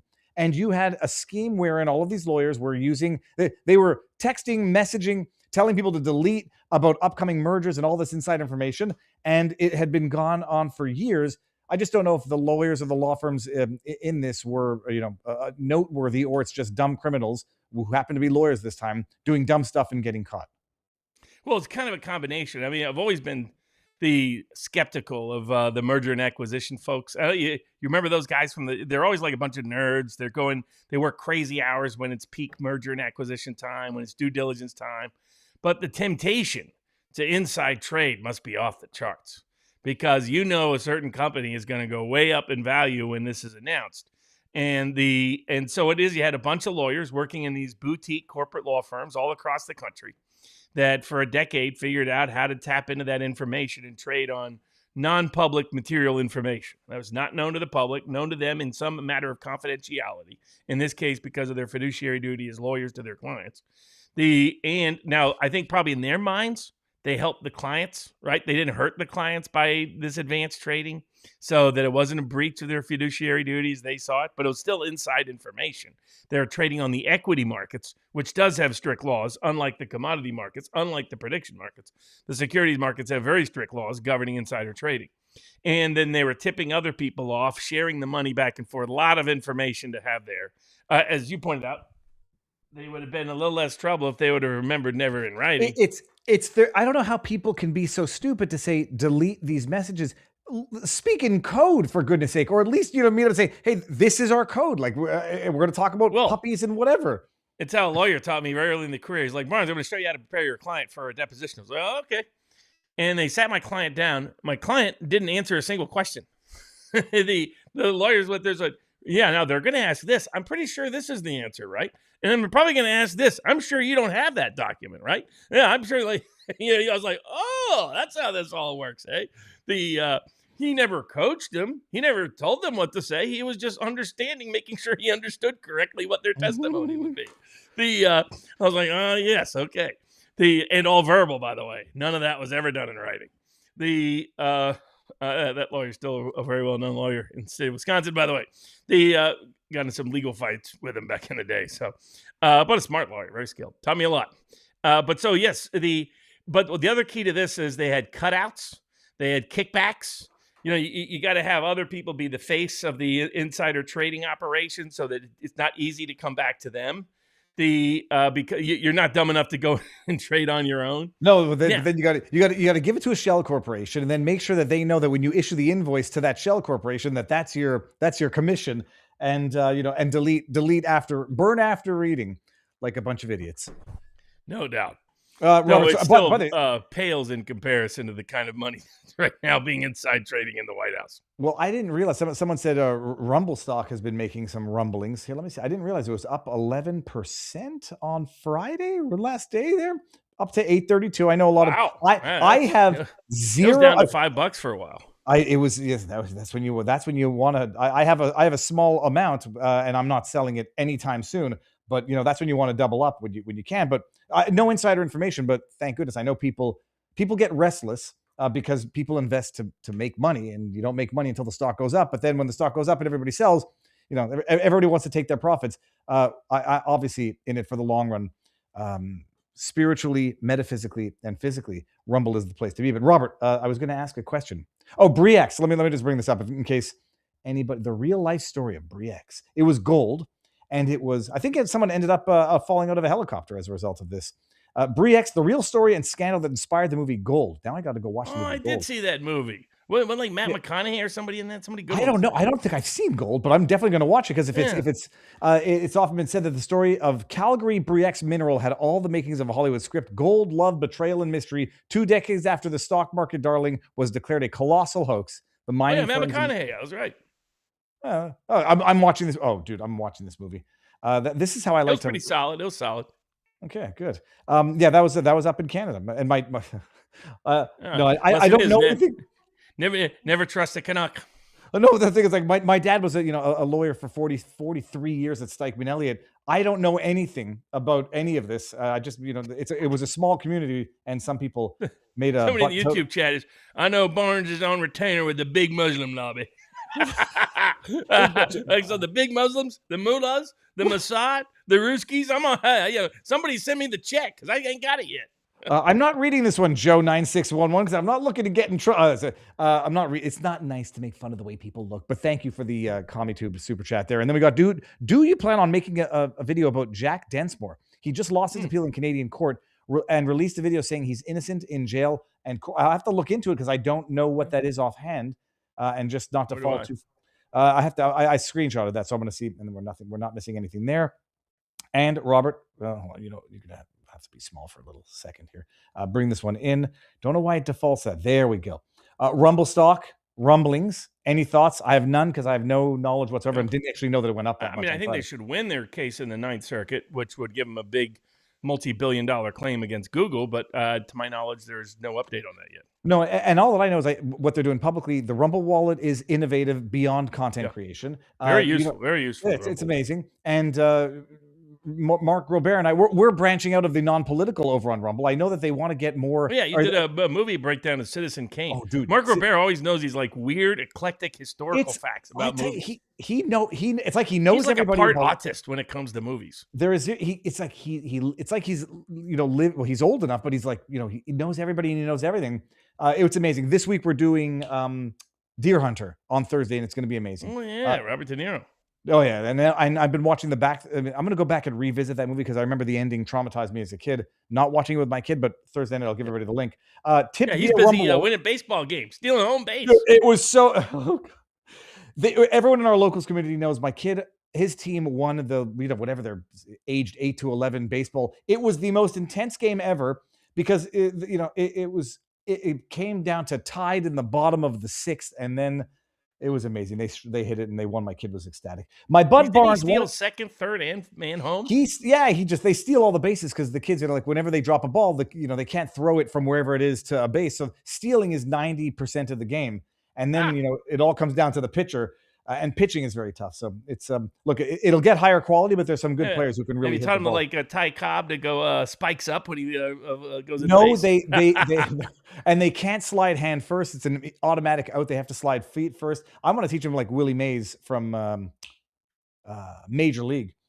CK Dolores says, my Bud Barnes want to do a what are the odds that every single damn asshole that might get incarcerated for violation of rights gets pardoned by 12 a.m. By the next, I think there'll be some preemptive pardons for a lot of people. At least that's what's leaked, unfortunately. Yeah, well, that's. But all those people should remember that's not immunity for foreign crime. So be careful about if you're violating some foreign nation's laws. Just FYI.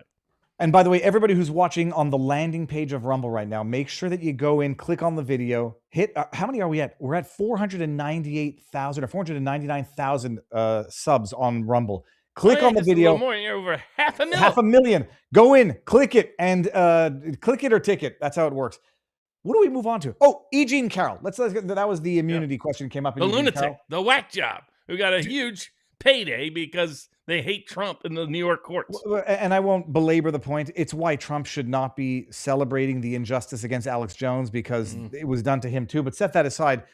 So she's got an $83.3 million award in her favor. I think 67 million punitive because Trump defamed her when he said he did not sexually abuse her in a Bergdorf, Wahlberg, whatever the hell the name of the place is, changing room in 1996. He asserts his innocence, calls her a batshit crazy lunatic because that's what she is, in my humble opinion, and anybody else who has a lick of sense to them. She sues him, goes through the corrupt New York courts because they corruptly changed a law that corruptly gave her an additional time frame within which to sue. That was for the sexual abuse one. That was the other case. Never mind. But she sues him, gets a court to award her 83 million, 25 for damages and 67 for punitive, whatever, if that math's massing. And Trump has appealed it now to the Court of Appeals of New York that did not overturn this decision. And now he's going to take it to the Supreme Court, arguing immunity among other legal issues. E. Jean Carroll has consented or agreed to a stay or the suspension, a pause on the collection of the judgment. I'm not misunderstanding it, right? That's because if she were to take that money and it gets overturned, she'd have to return it with legal interest. And unless you keep it in an interest-bearing account, you might not make the interest on 83 million bucks, and she might actually be out of pocket because she's not in a particularly wealthy woman. And so she's made a strategic decision to not collect pending the appeal. How does this end up, Robert? This has to get to the Supreme Court. I would hope so, because it's an absurd, asinine, preposterous verdict that makes the entire legal system look bad, just like the Alex Jones cases do. So I would hope that somewhere, someday, somebody along the way figures out how ridiculous and preposterous this makes the legal system look. And for the sake of protecting the integrity of the legal system, the perceived impartiality of the legal system protects itself by striking down these ridiculous verdicts, whether against Trump or against Alex Jones. And I'll read a couple of tipped questions just because they're specifically on point right now over in vivabarneslaw.locals.com. $10 a year, people. $100 if you get the entire year. $10 a month. $100 for the entire year if you get it in one shot. We got Chris Craft who says nice. I'm not sure what that was. A Gray 101. Yes. Alex, Nice. very nice. Very nice.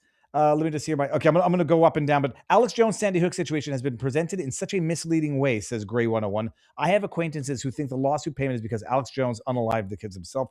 There is. It was done on. It was a kangaroo manufactured. What's the word when Mandela effect? I called it a 19th century Australia, all kangaroos and railroads, because those kangaroo judges railroading him daily. And it's created false memories where people think Alex Jones even had a trial on the merits, which he didn't.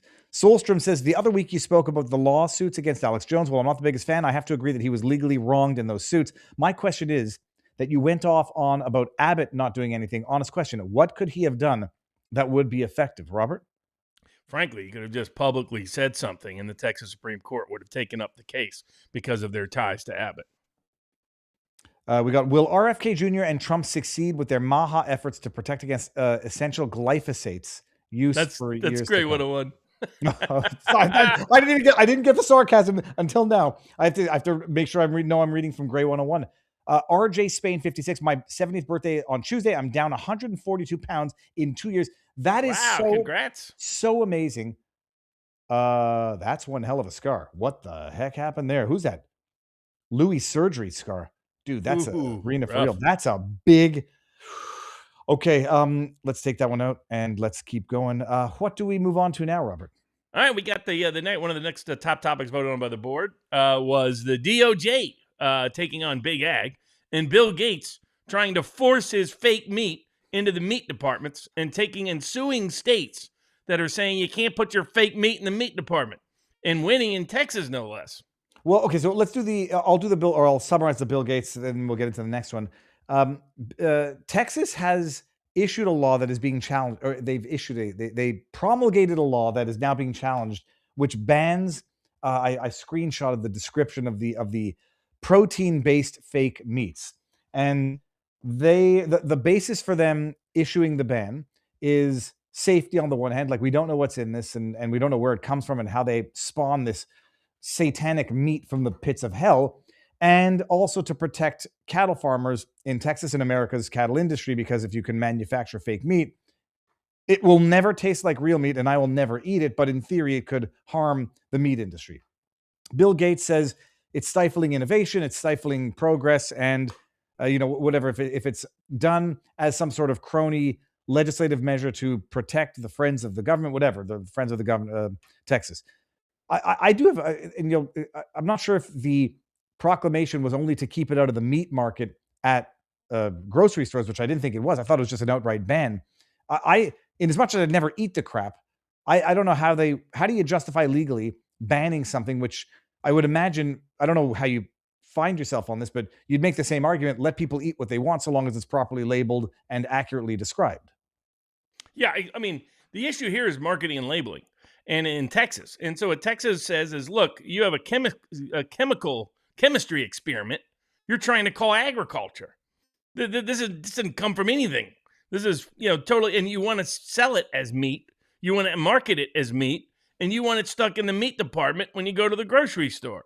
And Texas is like, nah, we're not doing this. We got pride in our cattle. We got pride in our steak. We're not going to have your fake crap being sold. Some of it belongs in a petri dish, not on my dinner dish. And so what they said is you can't market it as meat, and you can't have it in the meat department. Now, you can still sell it. You can still promote it. You can still pitch it. You just can't stick it in the meat department or tell people it's meat when it ain't. So they sue, and the district court is in the Western District of Texas in Austin, which is always a problematic jurisdiction from a more conservative side of the aisle. And what the court determined was that it violated the First Amendment. Like, they brought Commerce Clause claims, Due Process Clause claims, everything under the sun. And he said somehow it violates commercial speech First Amendment laws. Now, the First Amendment laws are as long as the state has a substantial interest, then it can regulate speech, even if that speech is truthful and concerns lawful conduct. If it concerns anything that's deceptive or not lawful, then it does not have to permit that speech at all. But it does have to permit it if it's lawful and not deceptive, unless it has a substantial interest and its mechanism of enforcing that substantial interest is narrowly tailored to require the restriction on commercial speech. Here, the restriction was just you can't call something meat that ain't, and you can't stick it in the meat department. Now, Bill Gates went and hired a couple of pollsters. I can tell you, historically, courts ignore polling data. But this court loved the polling data, ate it all up because it was right where he wanted to be, of course, and this particular court wanted to be. And so, consequently, the court said, this violates the First Amendment. It's their First Amendment right to call it meat because 90% of consumers, according to this poll, are not confused. They know it's fake meat. So as long as they know it's fake meat, it's okay to call it meat. It's okay to put it in the meat department. It's like, what's the logic of that? I still don't understand that. Because everybody knows it's a trick, it's no longer a trick. And then, again, it's not everybody. It's just 90-95%. But that means 5-10% are still going to get tricked. That's been enough to allow the law in the first place. Are you sure? My understanding was that it was an outright ban on cultured, whatever, like the lab meat. Like, it wasn't just a question of where it could be sold and how it could be marketed. It was just a ban on doing it entirely. In some states, that's the case, but that's not my understanding of what he struck down in the Texas context. Okay. Struck down in the Texas context the labeling and said and the location of the sale of the product. Now, other states, Mississippi, I believe, Florida, there's some other states that have banned it outright. They banned it entirely, or banned it as being sold as this. In other words, you can sell this product. You just can't sell it as meat. You can't. It's really a labeling requirement, a marketing requirement. But it was an interesting interpretation of using polling data in a case, and that was the whole key to the decision. The state probably should have done their own polling survey data. And my guess is if you would have more broadly surveyed it, you would have found a good number of people who were still confused as to whether it had the qualities of meat.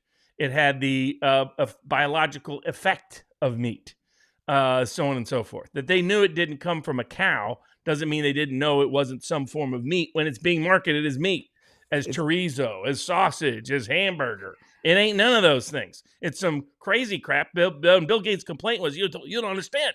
We have to have the eugenics agenda. We have to kill off the population. Come on, we must push it forward. I must control the food supply.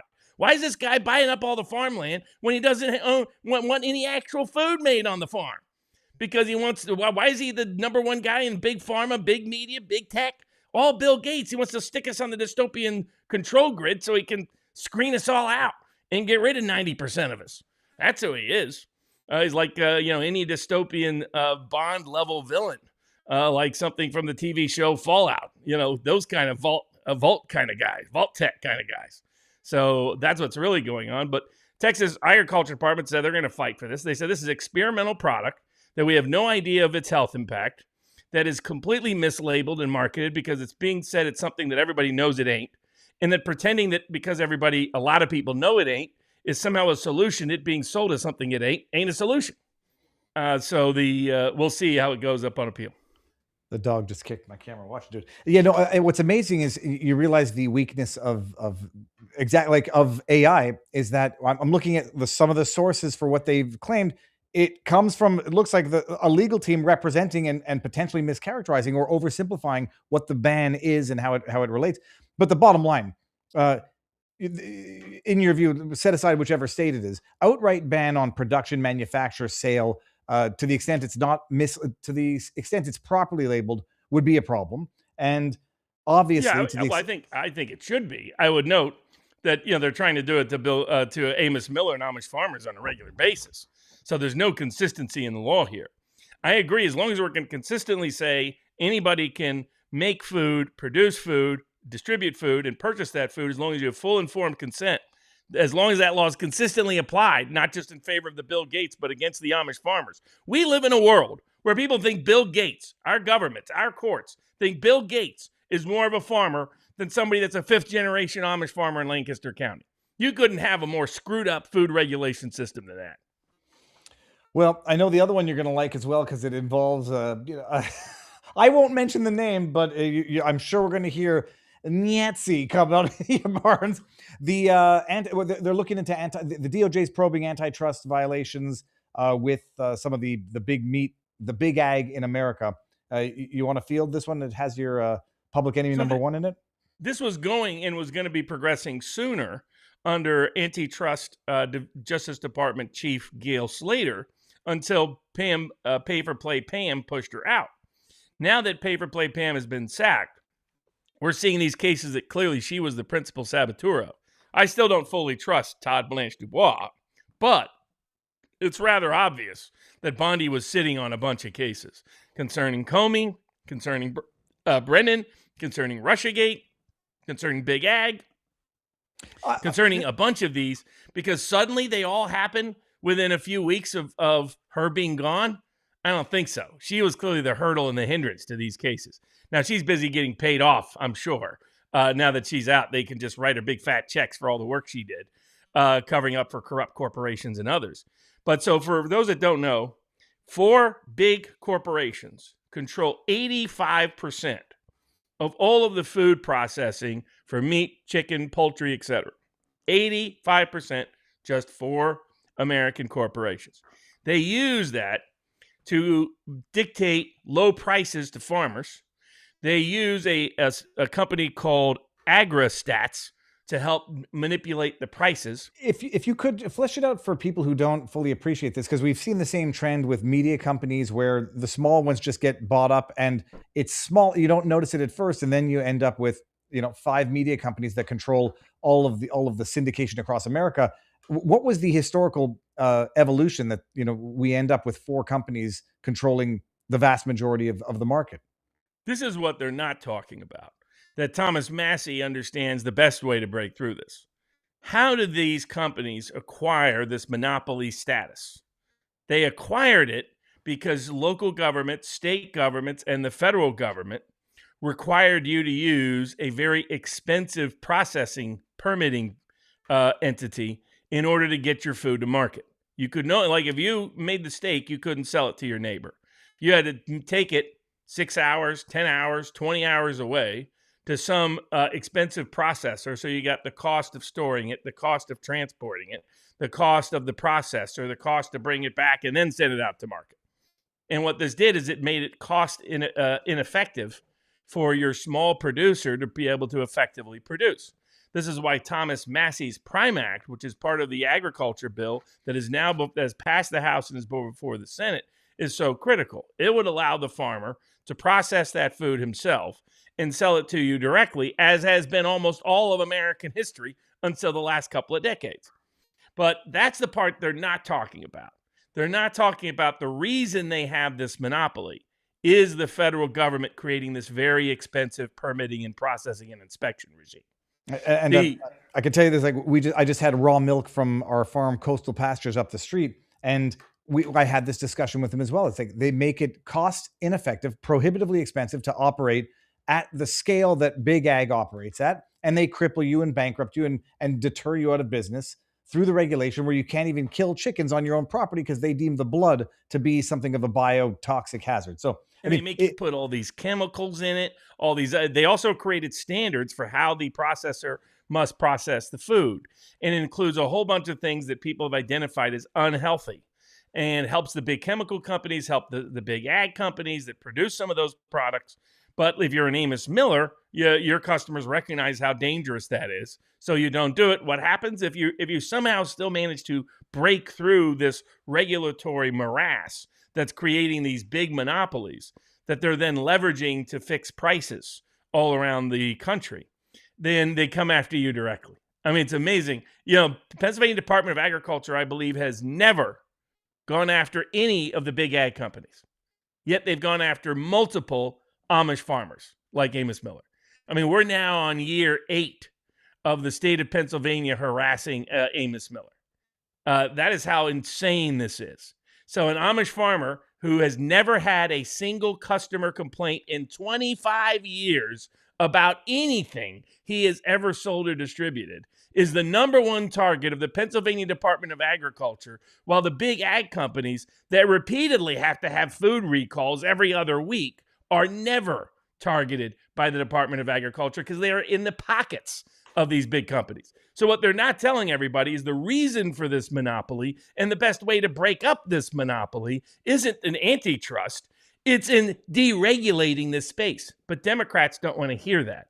And because Democrats don't want to hear that, you end up in a situation where basically the only remedy left is antitrust. I'm all for that because they're clearly leveraging their antitrust to price fix. That's part of the problem. Now, the president's made this problem worse by wanting his buddy Malay to be able to have Argentine beef brought in and Brazilian beef brought in and foreign food products that don't have to meet any of these standards, by the way, brought in. They just have to be comparable as how that country reports, which is a joke and a crock. And the problem is right now, the reason why they went out and said this is they've been promising this for forever. He promised this in his first term, promised it again, about a year ago, promised it again 3 months ago. The problem is food and fuel and fertilizer costs are going through the roof because of the Strait of Hormuz being effectively closed. And because it is, that's where you get 30 to 40 to 50% of key fertilizers and other key products that go into the whole supply chain, but including the farmer supply chain. And that is causing massive stress. Also, farmers rely disproportionately on diesel. Diesel costs are going through the roof. You combine the two, farmers were already under stress from the big ag cartel. They're under massive stress as we speak. And they're blamed for price hikes that when they are losing money on the regular. So I'm glad they're going to do something about antitrust, but it is only one part of the equation. It needs to be much broader and totally revolutionary approach. Real food freedom. Thomas Massey's on the right path. That's why they're obsessed with taking him out. He's the number one advocate against big ag, number one advocate against the surveillance state by big tech, number one advocate against endless wars, number one advocate against the military-industrial complex, number one advocate against the Federal Reserve and central bankers. So it's all Massey. Number one guy who wants to expose the Epstein files and the Epstein class in every capacity.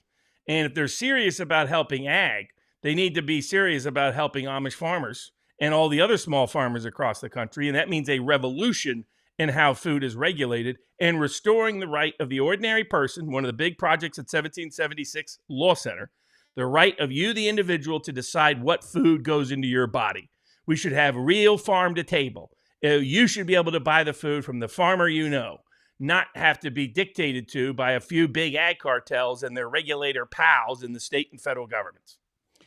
If past this prologue, Robert, and not to cast any aspersions or make any accusations, we've seen DOJ investigations into antitrust, and while they are encouraging in their inception, we've seen some of them get settled for suspicious reasons? And are there any of the same players potentially involved in this? Does this end with closing the investigation because clients were well represented?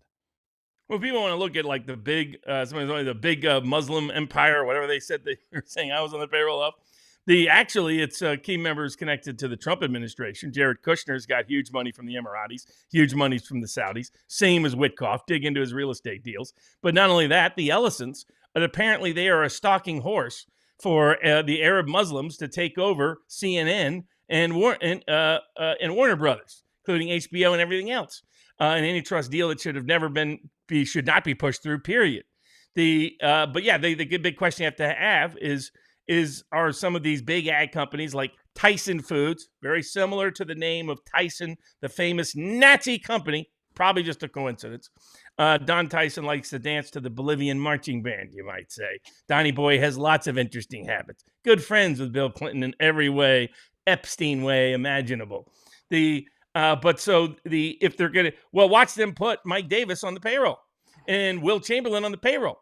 And all of a sudden this case get sunk like so many others. We're going to see, is Todd Blanche going to live up to any degree of the promises of this administration and reverse course and course correct from pay for play Pam? Or is he going to continue the scams and schemes that have riddled this administration with corruption to such a degree its administration has been utterly ineffective at delivering on any of its promises in the Justice Department? This case will be one of the big cases to watch in that regard. And same with Brooke Rollins. I know that, I've talked to her. She is serious about this. She's going to have to deliver on this and more if she wants to get credibility independent of this. Because 6 months to a year from now, the Trump administration is going to be swimming in impeachment investigations. And if you don't want to be one of those people swimming in impeachment investigations, make sure to do something on Big Ag's corruption and stand up at least for the Amish farmers. Robert, let me bring up a couple more here, just real quick. We got one coming from Cultivated Mind, which says, if you are interested, you could interview John Moody on this topic. He's the head of the Rogue Food Center and has teamed up with Joel Salatin. I'm going to screenshot that. We talked to Joel Salatin. Yeah, right? We had about. It'd be good to. It'd be good to talk to old Joel. See how he's doing. Domino One says, see everyone in about 1 hour and 24 minutes with Judge Maddie as the DJ tonight for Mother's Day. CK Dolores, no guys, I meant that any legit incarcerations by this admin will be pardoned within the next 12 hours of the new Democrat admin and employed by the new D administrations. I'm sure that's true too. Yeah. And let's do a few more over here. We'll go back to like this.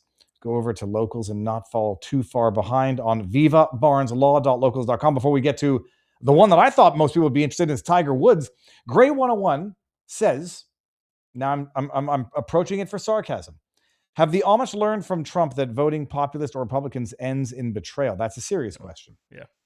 Send Massey a donation, says MasseyMoneyBomb.com. MasseyMoneyBomb.com to counteract the big foreign lobbies. Guess who else has given to his opponent now? Outed by one of the reporters, I think, Lee Fang, who used to work at the Intercept, comes from the Glenn Greenwald tree. I believe he was the one who outed it. A Chinese company, that's got Chinese investments, is trying to also buy the race because apparently it wasn't enough for the Israel lobby to try to buy the race, for the Epstein class to buy the race. But in the Kentucky 4th District, special ed gay reign, they're trying to help him sneak in, can't appear to debate, can't show up and shake hands, can't talk to the public. He's afraid of debates at elementary schools. That's who special ed is. Now the Chinese government is funneling money into special ed's campaign through one of these cutout businesses. But the American people answered loudly this week, raised $1.5 million in small donations from all across the country, saying our seats in the House of Representatives are not for sale to foreign lobbies. No better way you can do that. You can volunteer. You can, or if you can, give something, give $2. Just let your voice be heard. Don't let foreign lobbies buy our members of Congress. Blue CW Soldier with a beautiful Malinois says, we have survived 1 week with our Belgian Malinois Shepherd mix. Here is Muriel. She's already gained 4 or so pounds. Beautiful, beautiful dog. Don't listen to retarded AI and you won't espouse retarded beliefs. I did say that on X. I got the tweet as well. And I don't rely on it. It's just like, it's amazing when you click through the links and you realize that the summary on AI is bias, if not totally inaccurate. A woman eating her meat. Let's see. This is beautiful. This is AI meat. Lab The grown. new meat. Look at that. That's disgusting. Solstrom says, I would say they should just label it non-agricultural, produce meat, but with what has happened to the education system, I'm not sure it would convey the correct message to a large portion of younger generations. I invested very briefly. I invested in Beyond Meat because it was the most shorted stock on the internet, and it kept on going down. When I broke even, I sold all that crap because betting on something's failure is probably bad juju. We got USA Now, who says Mexico will pay for the wall, cheaper groceries, $1.99 gas, and the war in Ukraine released all the Epstein files, $5,000 dose check. How much more do we get here? Okay. And then we got Crash. I'm sure they will make it sound like an idiot, or I'm sure this will sound like an idiot or an old man. But why do I hear unalienable so often? How hard is it to say kill or unalive? Because people think I don't want to say kill or murder or sexual assault, and so they have their code words for it. I think people do it to be courteous so that they don't force you to say a word that gets you demonetized on CommuTube, but screw that. How far could the unfortunate backlash against Israelis dominating American leadership go? Deportation of Israeli citizens. They can't deport illegal aliens. They're not going to be able to deport Israeli citizens. Tina Gwen. Robert, what is the status of the John Bolton indictments? We haven't had a... I don't remember that. That's vaguely triggers a memory, but now I don't remember the details. He was indicted. I think it was about classified information for his book. I don't think we've heard much about it. I'll double check. Yes. For some reason, I got Michael Bolton in my head. Well, yes, Captain Jack Sparrow has been I indicted. saw Office Space a little bit. Yeah, remember your name is Michael Bolton. How great is it to be after that singer? Remember that guy? But yeah, John, we haven't heard any update, and he's yipping on CNN all the time. It's like, when is that trial going to happen? Isn't Witkoff an official U.S. trade representative? He has been officially negotiating on behalf of the president, even if not confirmed by Senate. Also, does Arthur Schwartz still work for J.D. Vance? He's an envoy, but has, to my knowledge, no official federal employment position, just like Kushner. Okay, and Chris Kraft says, hold on, this deserves a Lord have mercy. Hold on. Lord have mercy for Mighty Pay and others. How does it put me back on this side? Get me on back on the other side. All right, Robert. I thought this would have been number one on the list. The Tiger Woods implied, what is it called? Refusal of implied consent. Implied consent by refusing to submit to a breathalyzer or whatever. Do you know that in Canada, Robert, and I had to double check this because I thought I was going crazy. I'm not. In Canada, they now passed a law that allows, if someone says, I saw him driving drunk, and they come to your house, because someone said you were driving drunk, and if you test above the limit within 2 hours of arriving, wherever it is, even if it happens to be home, you can be charged with DUI because they wanted to counter what they refer to as the bolus defense, which is if you show up drunk to a bar or your house, and someone says, I saw him drunk driving, and then you go and you chug something and say, no, I just had it when I got home. If they I love how they also try to convince you it's not bullshit. Look at this here. Where was it? The new law covers situations, and you can be convicted if you have a blood alcohol concentration at over 80 milligrams within 2 hours of driving. This change was made to address this type of risky and dangerous behavior on our roads. In Canada, they passed this in its law. If your neighbor doesn't like you and says he shows up drunk, he driving drunk, he came home, and you actually do go home within 2 hours, have a martini or whatever, and you're above the legal limit, they can demand that you submit to a whatever, and if you don't, deemed DUI. Tiger Woods, when he had his incident, I was so hoping that he would actually play and win, but he's got to, do what the PR says to do and take a step back and reflect. Refused to submit to a roadside sobriety test or a test, and it's deemed. How does it work exactly? That you've waived your right to refuse by virtue of the fact that you have a license on the roads, and if you refuse to submit to the test, they will deduce negative inferences from it, and whether or not this is a violation of Fourth Amendment rights? Well, yeah, really, it's like both Fourth and Fifth Amendment. So there's a Fourth Amendment issue because it's a search and seizure of your body without your without your knowledgeable, informed, voluntary consent. And your refusal to participate in a search or seizure cannot be used against you from an evidentiary perspective without violating the Fourth Amendment.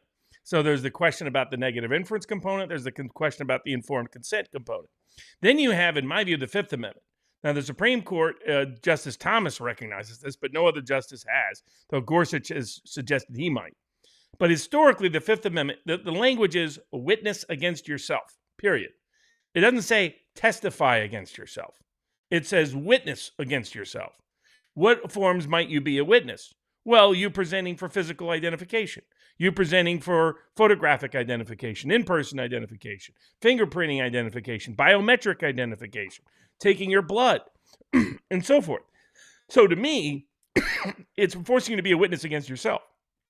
And it doesn't have to incriminate you, just has to be something that can be you being a witness in ways the state wants to use against you. People think it requires incrimination. In my view, it doesn't, not historically. Now, the courts have construed it in that manner often.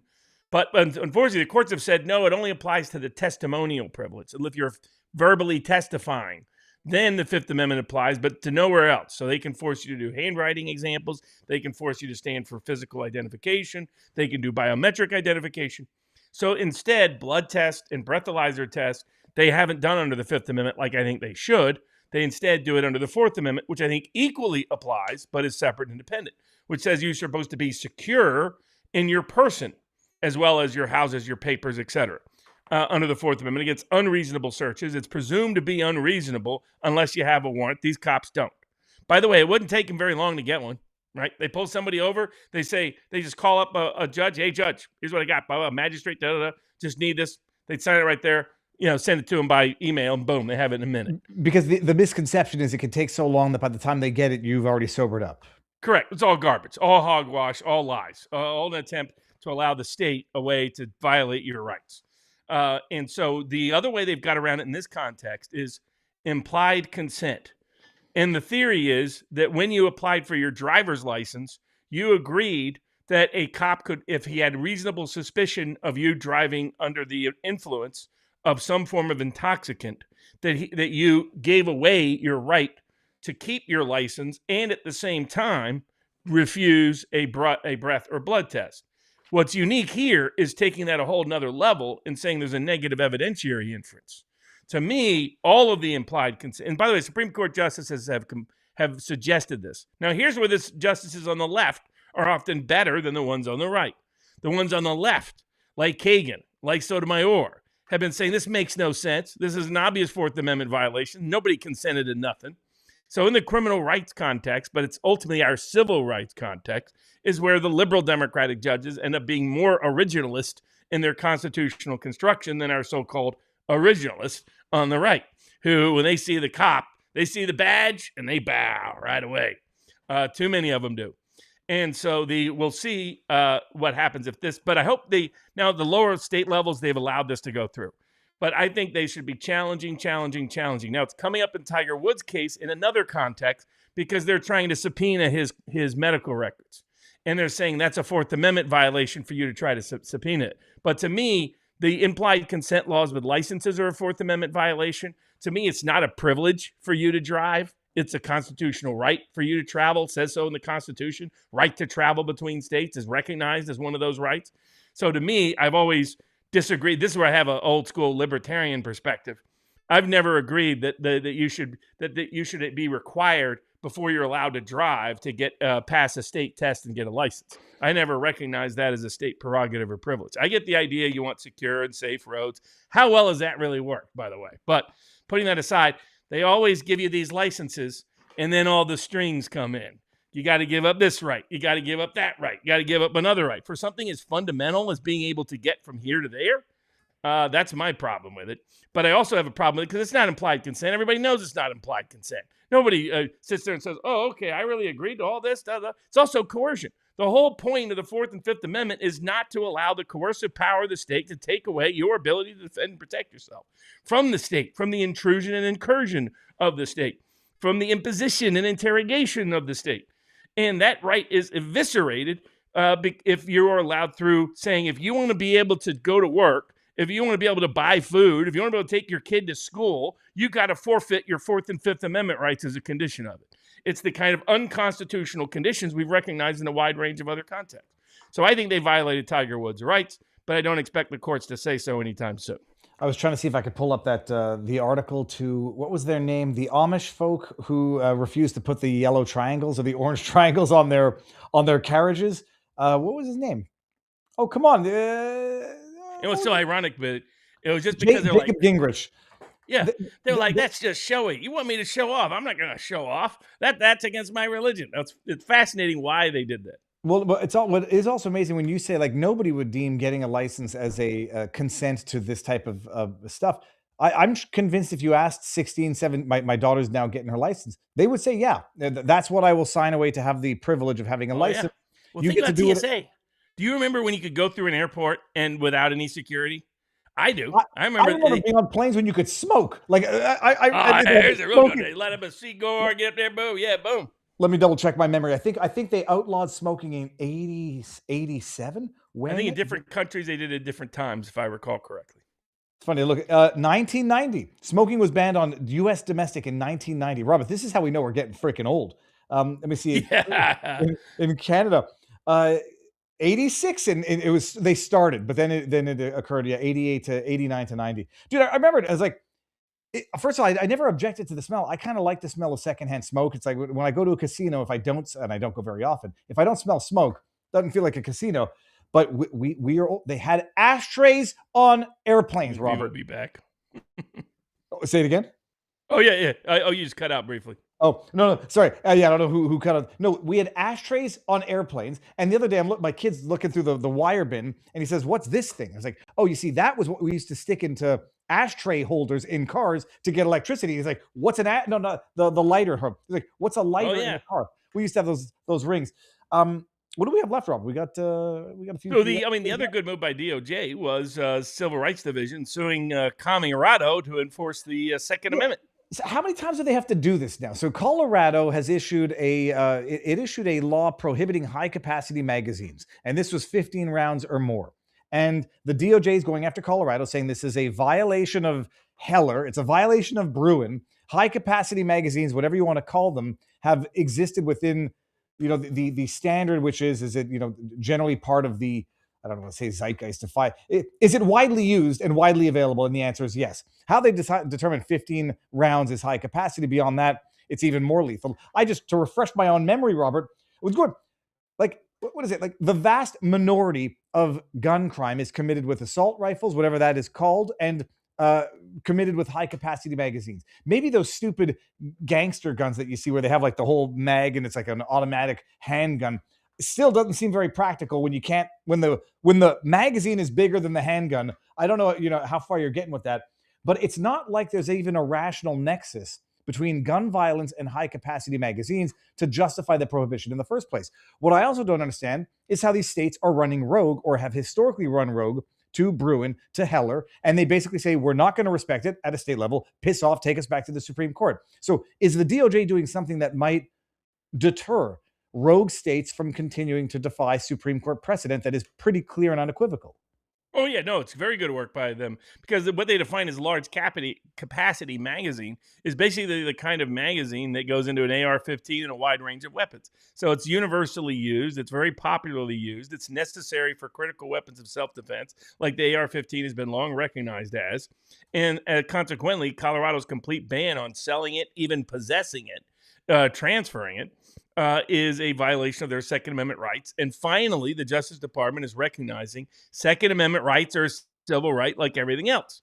And good for them to sue, good for them to start to deter this, not put the whole burden on various Second Amendment organizations to bring these suits, and to start prosecuting them aggressively before the Biden administration, or future Democratic administration rather, can undermine it the way the Biden administration did. But someone in the chat had the idea of a little 2-year-old Viva smoking cigarettes on a plane.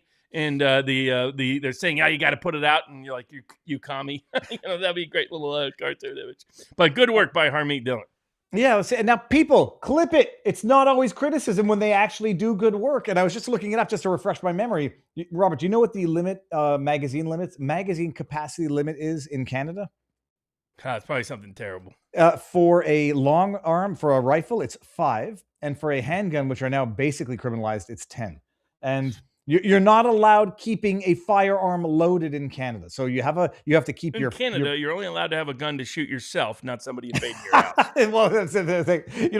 The first 5 are for the person, and the last. I won't make that joke. But in Canada, no, you got to call the cops and wait, and leave cookies and cream out for your assaulters and thieves. All right, so good, everybody. Another decent case is the FBI raiding that Democratic state representative, state senator, been around about 30 plus years.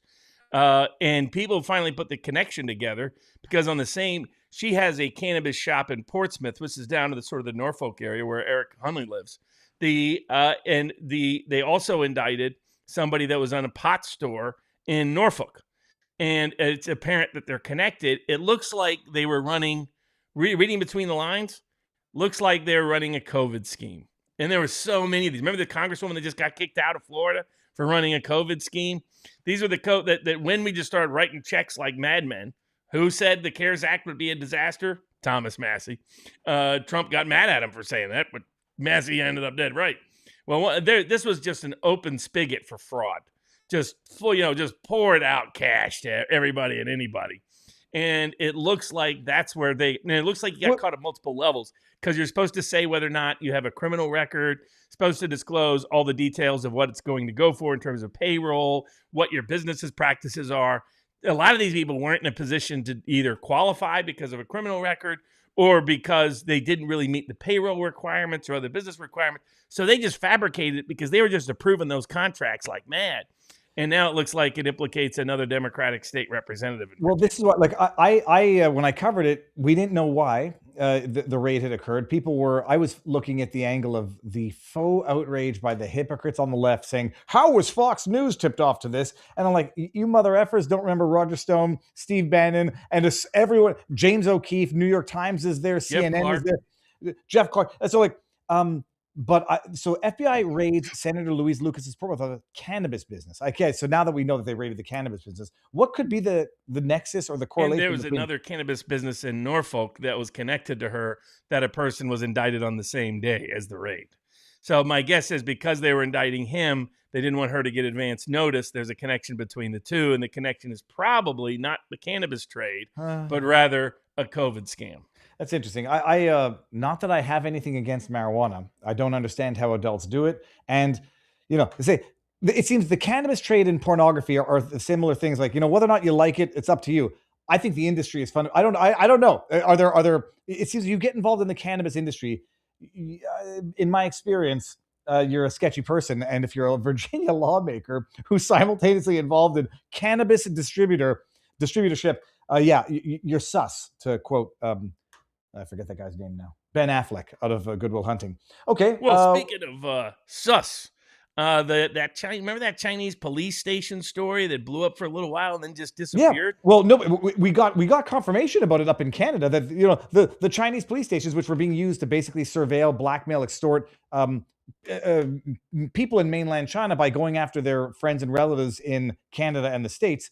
What was the breaking news, Robert? So a couple of them are going on trial, alleged to be basically spies. But it's a federal indictment in New York. The allegation is that while running a Chinese police station disguised as helping Chinese citizens during COVID, that he actually was an unregistered foreign agent working on behalf of the Chinese government to lobby in different ways the U.S. government and to track and trace various Chinese dissidents or anti-China critics in the United States for the purposes of prosecuting or persecuting them, leveraging the resources the Chinese government had back at home through these police stations. So now some of these cases, when they brought him indictment, the evidence hasn't added up and it's ended up much weaker. So I'll be very curious. I'm hoping either Inner City Press or somebody else covers it there in New York, a hot case in the Chinatown community there, to see, because their claim is these are just positive community efforts to connect people to the Chinese government that need services from the Chinese government. To help them how to get a license, to help them how to navigate American society. And then lo and behold, they are using this information to go and blackmail and extort. And that's the key, is that latter part happening? And some of these trials, they've proven that, and some of these trials, they haven't. So that's where it'll be interesting. What evidence do they have that he was using it for the illicit purpose rather than the illicit purpose? Well, in this particular case, I think it's fairly safe to say and conclude it's happening as a matter of practice, certainly up in Canada. Cooper, what's it? Hold on, freaking now I'm gonna forget his Chris Cooper, the Canadian journalist who's been covering it. It's obvious it's happening. Robert, there was one other thing I was just about to say.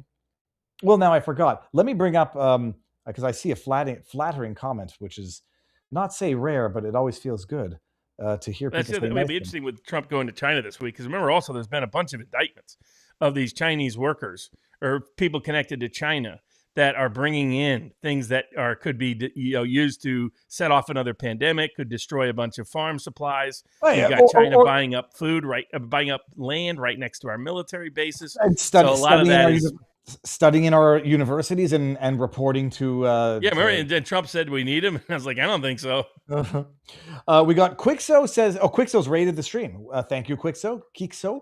Just wanted to tell you, this is from CK Dolores 123. Just wanted to tell you, I've loved and watched you for 5 years. I love Viva's fair assessments. He asks questions no one else asks. I don't mind being told I'm stupid for asking you a dumb question. Does that I bitch about no one else does that. I bitch about no one ever asking. I say if I've got the question, there's probably several thousand people out there that got the question. We got to take the party on over to vivabarneslaw.locals.com. Everybody, before you go anywhere, click. Make sure that we, let's see here. Are we on the, we're going to go raid someone in a bit. Click in the stream, thumbs up, and subscribe.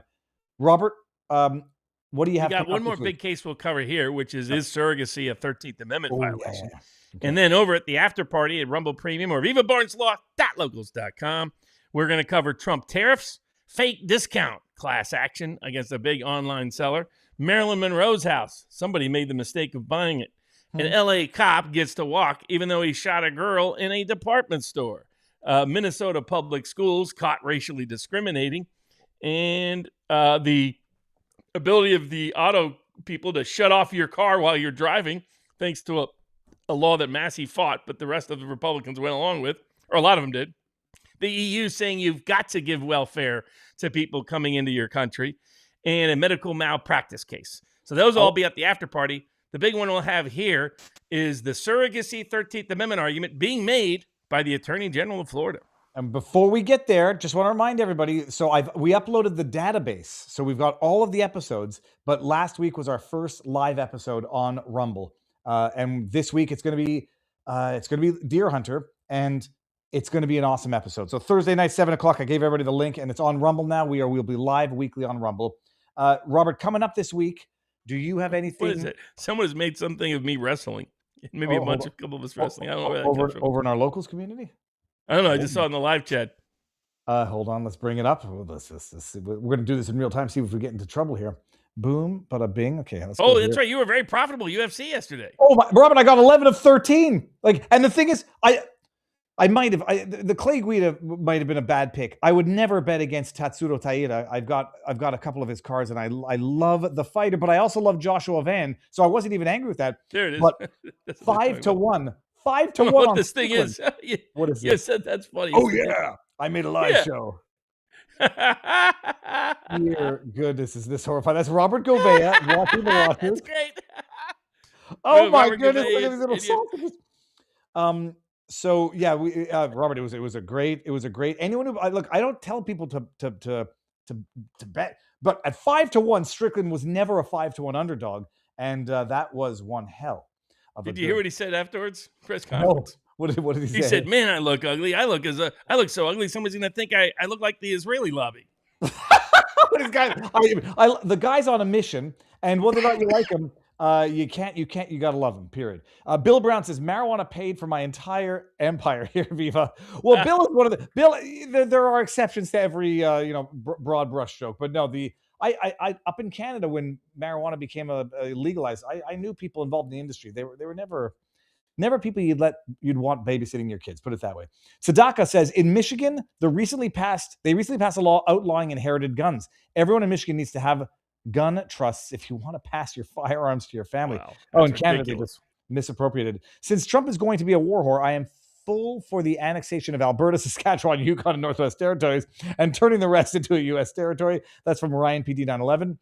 An example of stupid gun laws as created by politicians is Florida's bump stock ban, which bans bump stocks and anything that enhances the rate of fire of a firearm. Under that law, Jerry McCulloch,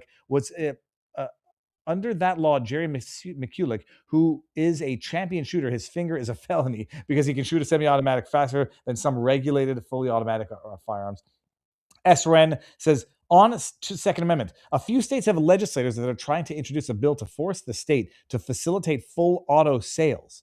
It's based on NFA language saying only the state can make the sale, but not to whom. Okay. When I was 10 years old, this is from Big Bad Bob, I was driving trucks and tractors on the roads of highways. Everybody accepted that as being perfectly okay for farmers' kids to drive large trucks and tractors. I don't know if I would have accepted that. All right, we'll get some more afterwards.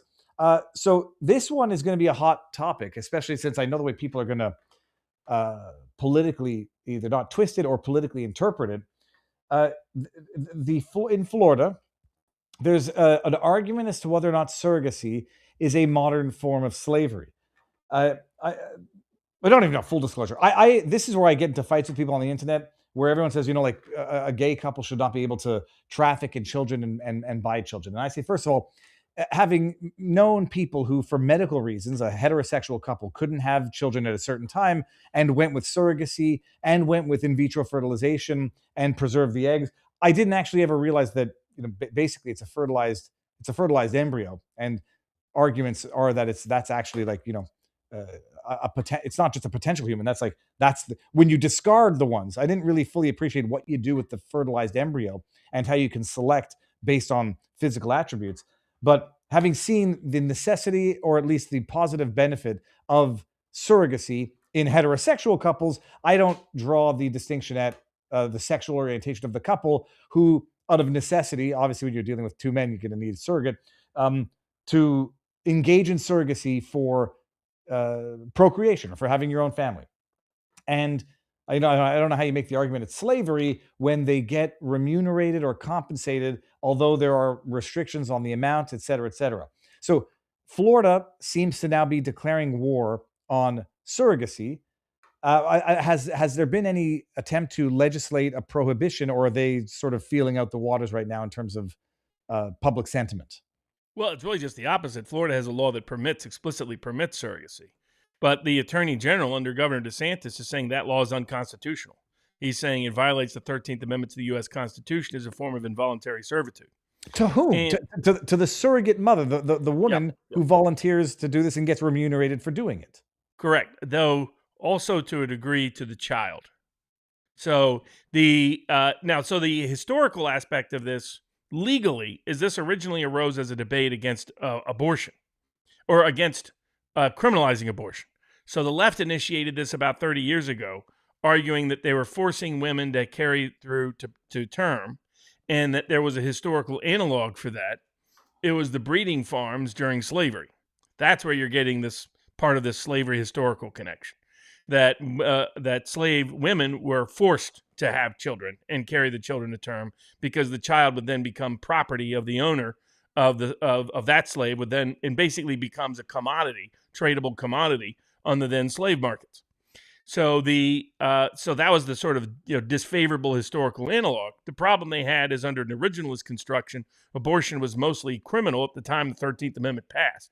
So it was very hard to argue the 13th Amendment prohibited the criminalization of abortion when most states that passed the 13th Amendment criminalized abortion. But so it's sort of faded out from that. Surrogacy came up initially in the Baby M case in the 1980s. A woman agreed to be a surrogate mother. But after she had the child, decided she didn't want to give up the child, and said she's the natural born mother. As such, she should have custody of the child. And went through a massive round of litigation. They made movies after. I absolutely remember that. That was within my memory of a time frame.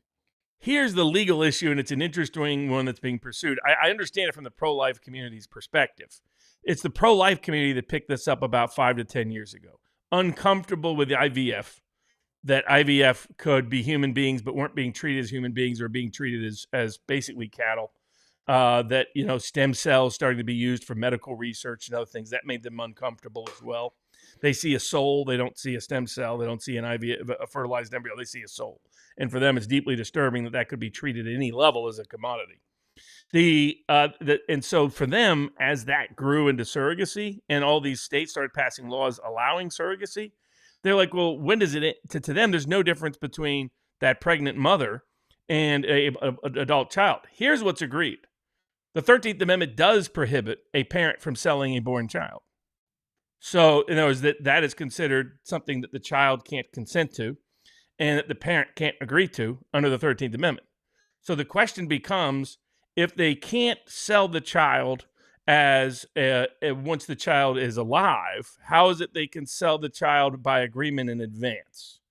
And so the Attorney General's argument is the 13th Amendment, to be consistent, cannot treat a 9-month-old in the womb any different than a born child, and it cannot treat a born child any different because of a prior agreement than it could at the time if there had been no prior agreement. And and using the legacy of the slave breeding as the historical concern that is being recreated. And where they have something is, it was the case that you couldn't sell a child at the time the 13th Amendment was passed. That's the whole point and purpose and part of it passing.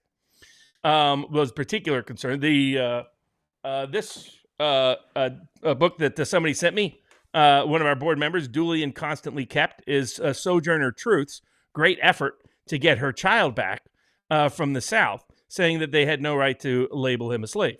Has all the historical text and everything.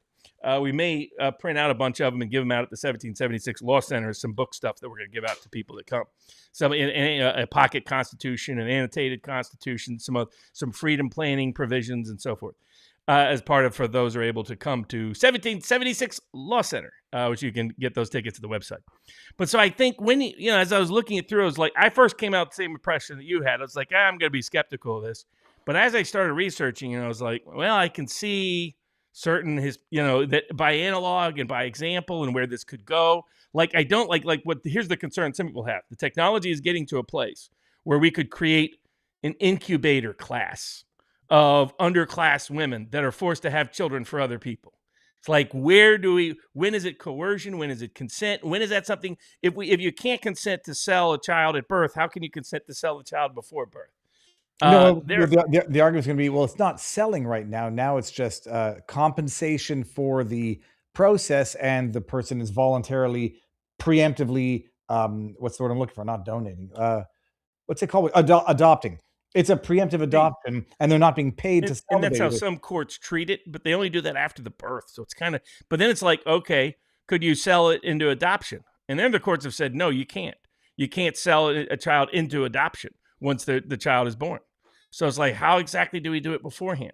But I mean, there's people, Dave Rubin, has used the benefit of these laws. He's a huge DeSantis fan, huge, Florida governor fan, Florida Attorney General fan. And I was like, Dave, have you been paying attention to the law? They're saying the Attorney General is saying you're a criminal. They're saying you're a human trafficker.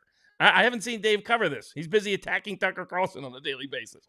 Dave, you might want to look a little closer. You maybe don't want to stay in Florida if this goes through, because it'd make you a criminal human trafficker if this guy is right. Well, involuntary servitude violator, no less. It can't be retroactive, Robert. So it'll only. The law would be that this is recognized as involuntary servitude, and there's already laws on the books that make it a crime federally. That's why the ramifications of this are massive. That is not really being covered by a lot of people. Well, I think that's why the courts will not go along with the Attorney General's impression. But it does intrigue me that people that have a personal interest in it are not commenting on it because they're too busy worrying about Tucker Carlson being critical of Israel. God bless Dave. Well, let me bring this up here. There was one on topic, which was why this is all coming up again, Viva, is that single men have taken notice that they do not need a feminazi feminist horror show to have a child. So the simp in Florida wants to stop single men. And then Sean says, did I miss it, or have you covered Spasberger replaced Supreme Court of Virginia? Yeah, all of them. We're trying to. That's only a plan. That has not gone through yet. No, I'll tell you, it is interesting where you especially when you get. Where do you draw the line? How do you draw the line? Well, it's like the whole Baby M debate all over again. Yeah, and that was 86. Well, first of all, I always think that whoever carries it I think contractually, legally, reserves the right to renege on whatever agreement they had when that baby comes out. If she says she wants it, nobody's taking it away from her. Period. That's the way it should I be. agree with you there. Yeah. But no, then I side with the mother. The class prejudice against that mother was really nasty. People can go back and look at it. It was like, oh, this upper class professional family is the responsible, respectable one. Of course, I mean, and it's remembering that led me to think, I'm not as hostile to what the Attorney General is trying to do down there as I initially started out. I'm not convinced of it by any stretch, but I'm not as hostile to it because I don't like the idea of an incubator class of people. That idea I don't like. Well, when I initially, and I still do support in vitro fertilization, I still did not fully appreciate that you are dealing with, whether or not you regard them as souls, fertilized eggs, and what do you do with them when you're done with them? You discard them. Like that's disturbing, and the way they like trade and sell them and all that Planned Parenthood stuff, pick based on genetics and pick based on sex, whatever. It just feels dystopia. What was that dystopia? It was the one with like Ethan Hawke in it. Remember, like they Gattaca. I think it was Gattaca. Gattaca, yeah. It reminded me of that when I was like, I don't know if I want the Bill Gates of the world up to this kind of thing. You know what I mean? At least Elon just impregnates all of them. Well, I was thinking about Elon the other day. As I was jogging, I was like, if I ever could, ask you, I don't know that he would ever answer these questions or even take kindly to being asked. But yeah, the idea of having 9 children or however many with various women, it's nice for continuing your seed. But in terms of the likelihood of a child growing up well-rounded, not maximizing the odds of spreading the seed, but not maximizing those odds. All right, so we're going to go raid. First of all, everybody, come on over to vivabarneslaw.locals.com for the after party. This is going to be also for Rumble Premium. Yep. Come on over, and $10 a month, people. You don't even have to support. I mean, some of the stuff is for supporters only, but a lot of stuff is open for people who are just members. Hush's videos. I'm going to watch it with my daughter, and I might have to rip it for my daughter because I want her to send it to her teacher about whether or not Watergate was an inside job to take out Nixon, and that was a CIA operative. Because for a second I'm talking to her about it, and then you go online and you try to validate that theory, and there's not a lick of any. I was like, am I going crazy, or did I just hallucinate this entire even the evidence that I had in my mind? So vivabarneslaw.locals.com. We are going to go raid. You may or may not like it. I think we're going to go do Women Deserve Chivalry. Toxic college girl is mean to men. This is whatever. And it's on topic. So we're going to go raid them. Robert, what do you have coming up this week? So tomorrow, 6 p.m. Eastern time, live, What Are the Odds? With Richard Barris, People's Pundit Daily on Rumble, Locals, and YouTube. We'll be breaking down how does the Voting Rights Act decision and these redistricting actions change the Democratic or Republican prospects for the House of Representatives in the 2026 elections, and what might the Senate map look like for the 2026 election. So it'll be a focus on the House and the Senate with a redistricting angle on the House, and looking at if we have a 1974 type electoral environment with a major scandal, an economic cost of living crisis, an unpopular overseas war. What did 1974 do, and how might that translate to 2026 if you're operating under that model? So we're going to be breaking both of those down and answering questions at People's Pundit Daily on Local, Rumble, and YouTube, and a little bit of an update on where Thomas Massie stands as his race is about 8 days away. Otherwise, go to 1776lawcenter.com. Still get tickets for the annual conference, but tickets are shrinking by the day. So get them sooner rather than later because we got a hard cap. So once that cap is hit, finito. Yep. So that's at 1776lawcenter.com. And I'll bring it up just so everybody can see it. And I'll be live daily at 3 o'clock. I'm trying to think of what I was going to say. I'll probably have some good guests this weekend just to see how the weekend progresses. Go and get a ticket, people, and we will see you all there. And Robert, one last thing. I'm going to ask the question here, and then we're going to switch into modes. How you feel about the populist movement, and 2 picks in particular, Jim Carlin and Mark Lynch. With that said, everybody, before you leave, subscribe, turn on notifications, yada, yada, yada. CommieTube, I will see you all on the flip side. And now we are going into Rumble Premium and vivabarneslaw.locals.com. And for anybody who's angry, the entire audio is available online afterwards, and I usually snip the clip afterwards, but everything is available. Go to the podcast. It's on Podbean. You'll find it. Updating stream now. Godspeed. Boom. Robert, so hold on. Not to get to the picks here, because we did very well with Sean Strickland yesterday. Massey hit the odds are